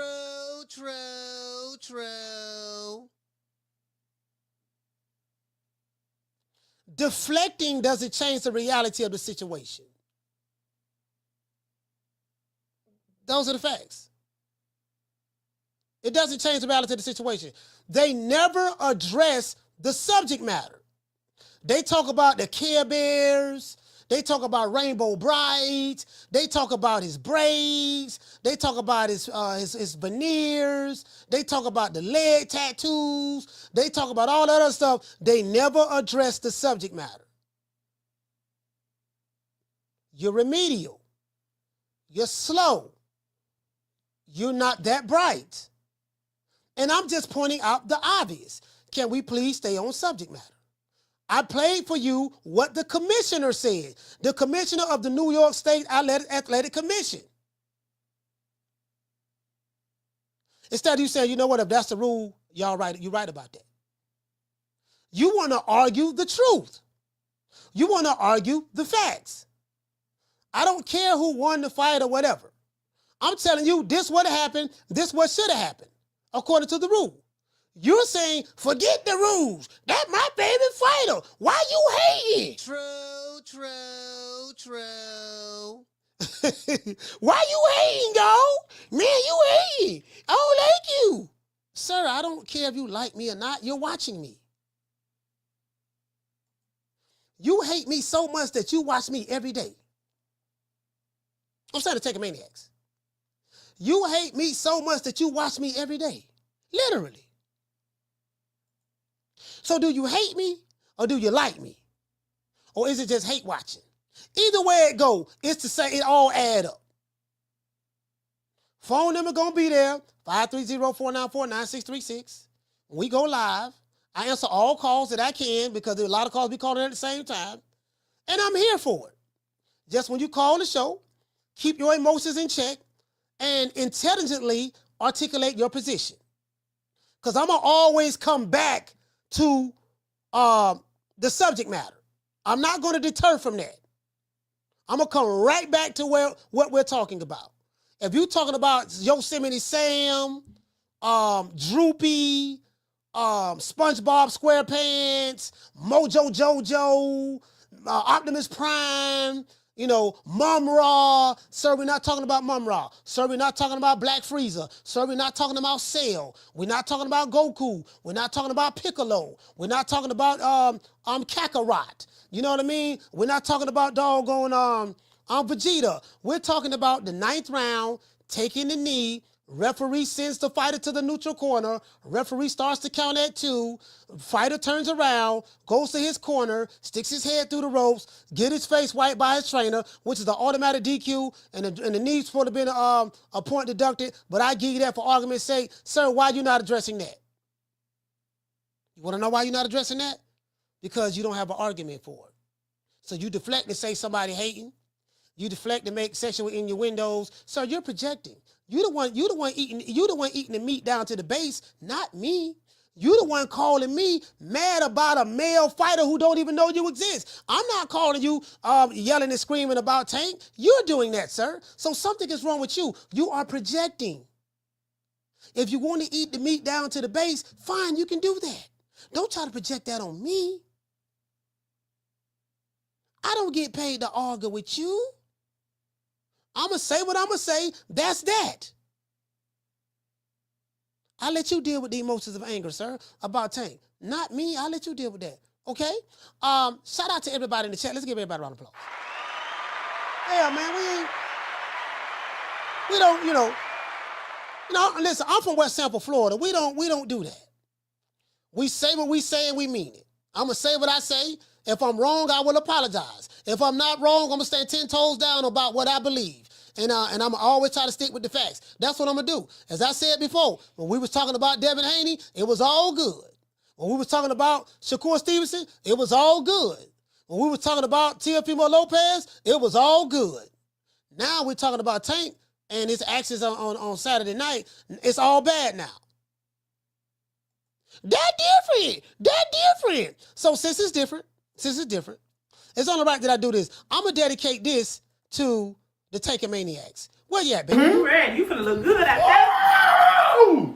Yes, sir! You finna look good out there. Roach ain't got nothing on me. I'm the rag, goddammit. Okay. I'm smushing bub. I don't get to this fight. I gotta put the grease on it. You definitely gonna win with this. Damn. You don't think you using too much oil, goddammit? Girl, calm down with all that damn grease, man. He ain't gonna be able to punch me in a minute, goddamn. No, you need this. You need I can't see it in my damn eye. How the fuck I'm a box? It'll dry up. Girl, calm down with that damn grease. There you go. Go ahead. I got a damn match. That's the guy in my eye. What Roach at? Put his smush his ass. Shout out to the Taker Maniacs. This is for you. What happened? I just got my hair done 2 days ago and she put grease in my shit, so the shit was like, like when you sweating and things like that and the grease come in my face, it burnt my eyes type shit. Damn, why y'all booing like I'm saying bullshit? Like, this is real facts. Come on, man. I just got my hair done 2 days ago. Swing the remix guard. I just got my hair done 2 days ago. I just got my hair and she put grease in my shit. I just got my hair done 2 days ago. I just got my hair done. I just got my hair done. I just got my hair done 2 days ago. I just got my hair and she put grease in my shit. I just got my hair done. I just got my hair done. I just got my hair done. I just got my hair done. I just got my hair done. I just got my hair done. Why y'all booing like I'm saying bullshit? Like, this is real fast. Like, this is real fast. Why y'all booing like I'm saying bullshit? Like, this is real fast. It burnt my eyes. Like, this is real fast. I just got my hair done 2 days ago. I just got my hair done. I just got my hair done. I just got my hair done 2 days ago. Platinum. We going platinum with that one, man. Shout out to the face of boxing. Hey. Yeah. Ooh, that look good.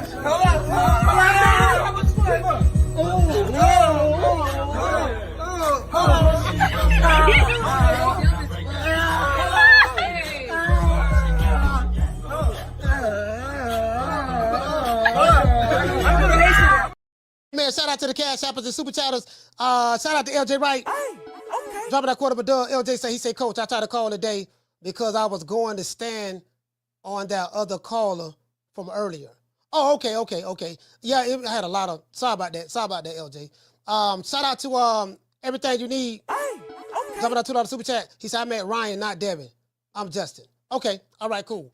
Shout out to Zepper. Dropping that half a dub. He said, good show. I appreciate you, fam. Shout out to I already read you. I think I read you already. He said, go back. He said, go back. They wipers his forehead. I get you trying to say they wiped his forehead, not his eyes. Okay, yeah. Yeah, I got you, fam. Shout out to Kushala. Dropping that quarter of a dub. He said, Coach, excuse. He said, excuse Reek.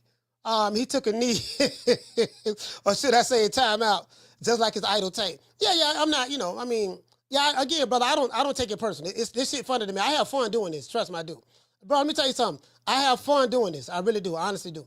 Shout out to Janelle Salute. Shout out to Sean from the Heights.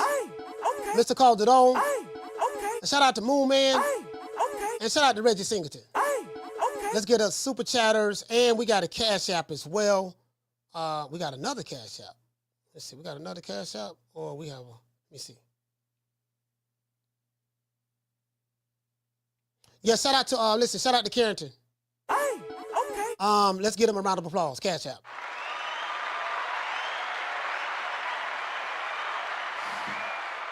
Yeah, man, I ain't gonna lie to you, dog. Like I have fun doing it. This is hilarious to me. This is hilarious. I got female friends I talk to. They be like, I don't know how you do it. I can't. These men are that emotionally invested. I say, man, boxing is something else. When I started this boxing podcast, I had no idea it was like this.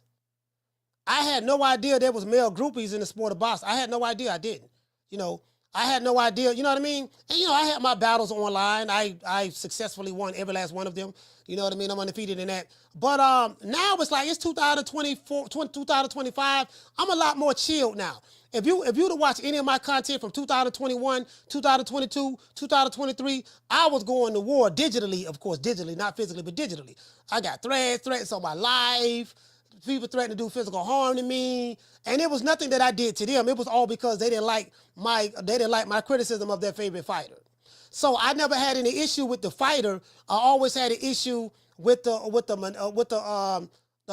maniacal fan bases, because I realized you have some of these fighters, like I went through it with the Wildettes, the Twerkinator Army. I specifically named them. That was the LDBC, because them niggas was tripping online. Then that morphed into Errol Spence fans, the Aerosexuals. I'm the one came up with the term Aerosexual. So that came from the Aerosexual. Not the Errol Spence fans, but the Aerosexuals. Aerosexuals is different from Errol Spence fans. Tankomaniacs is different from Tank fans. There's a difference. Wilder fans is different from the Twerkinator Army. You get what I'm saying? Those are the extremists of those fighters. And, they all of them kind of fruity a little bit too. They kind of fruity a little bit. They real suspect. You get what I'm saying? So it is what it is. So, and that's it. I have fun doing this. I really do have fun. I do. I have fun doing this. Like, this shit is fun. To me. You get what I'm saying? So, and we're going to continue to do it. As long as I know that I can rent space in your head and control your emotions, I'm going to continue to do it. You dig? It is what it is. Shout out to all of the sisters out there who looking for a good man. I got somebody for you. Dr. Umar, talk to him. And by the way, ladies, and I'm telling you the God's honest truth. By the way, ladies, I'm telling you the God's honest truth.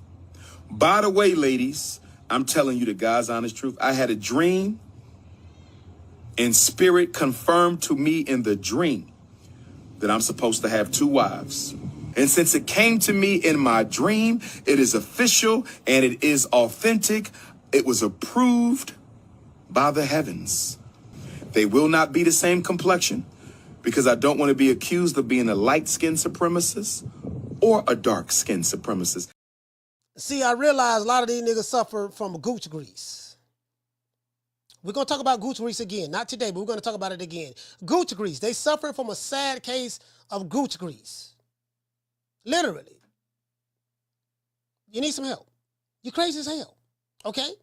Talk to him. Let me address something to some of the haters out there about me. Y'all can kiss my ass. Twice. What I'm not going to do is argue with a male groupie about another man. We're not going to do that. You wanna argue? I can't argue with you. You mad. Look at you. You mad. I don't get paid to argue with you. Who is you? You ain't nobody. Shout out to the Birdman. Nigga, when my name come up, respect it. Let's go. Stop playing with my fucking name. All 3 of y'all, stop playing with my name. I ain't gonna say it no more. Put some respect on my name. Plead the fifth sometimes. I plead the fifth. I plead the fifth. 5, 1, 2, 3, 4, 5. Anything you say, fifth. Go ahead, ask me a question. Did you? Fifth. these niggas talking like we talking about Rocky Marciano. What about Rocky Marciano? Oh, there they go. There they go. Every time I start talking about boxing, a white man got to pull Rocky Marciano out their ass. That's the one. That's the one. Rocky Marciano. Rocky Marciano. Let me tell you something wonderful. Rocky Marciano was good, but compared to Joe Louis, Rocky Marciano ain't shit. He beat Joe Louis's ass. Sometimes you gotta hit these male groupies with the quarter blood technique. I am a chain belt in Kung Fu. Bruce Lee was my teacher. Watch this.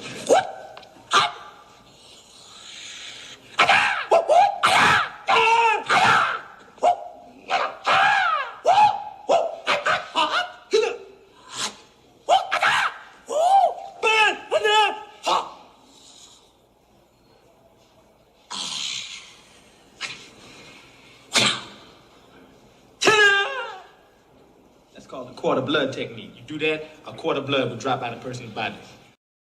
Cause that's what I'm gonna do. I'm gonna hit you with the quarter blood technique. You can believe that. Now, I run every kind of bitch, every kind of place, and I know one thing. When it comes down on you, you either collectivize or you run like a solitary rat. Shout out to Gillian Wallow. Me, the fans, we feeling like you not getting the best fights you supposed to. But we know Tank can fight anybody. Why is that? For me, we want to see you fight Lomachenko. We want to see you fight Devin Haney, Teofimo Lopez, motherfucking all the top who they say is the 4 horsemen, and they anywhere around your weight class. We want to see it happen. When we gonna see it happen? I'm not sure. I don't. That's the best answer. That was real shit. That's some real shit. I can't. I don't know. That's like. How many times you don't went in there and said, I want these niggas, man? To be honest, I ain't never said it.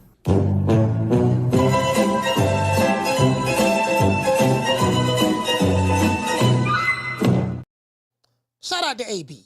Shut that soft ass shit up. And the best man Shut to win. That's some soft ass shit. Shut that soft ass shit up. All that soft talking. I know you can do it, man. You got to. Man, shut that soft ass shit up.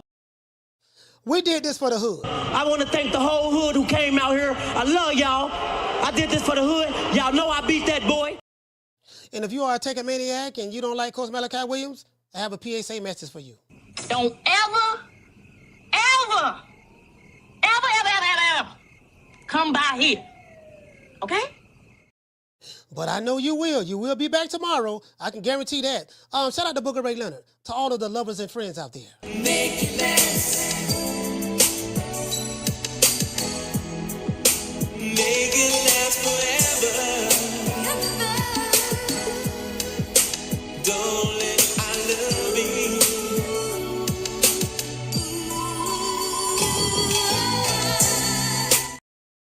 They said a nigga knocking out heavyweights, but he couldn't knock out a featherweight. I'm not saying any names. I just let y'all figure that out. Shout out to the 10 owners of PYTs and the Honey Dips. I will give everybody a shout out after these messages.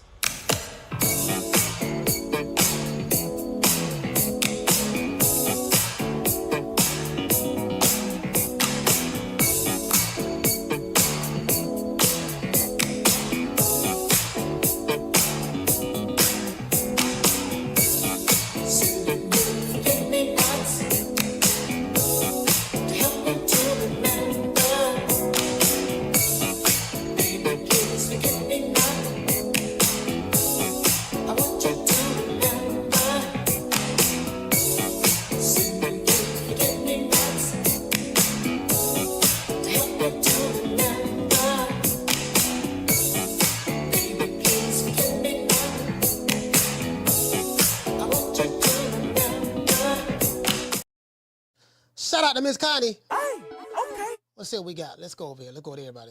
Shout out to Ready to Rumble. Hey, okay. Shout out to Mika. Hey, okay. Legacy Mindset. Hey, okay. Iron Kong 26. Salute fam. Hey, okay. Shout out to Cool Breeze. Hey, okay. Zepper. Hey, okay. Shout out to Valdez. Hey, okay. Miss Black Panther. Hey, okay. Mr. G4L. Salute. Hey, okay. A film by Ali. Shout out to Ali. Hey, okay. Daniel Agnew.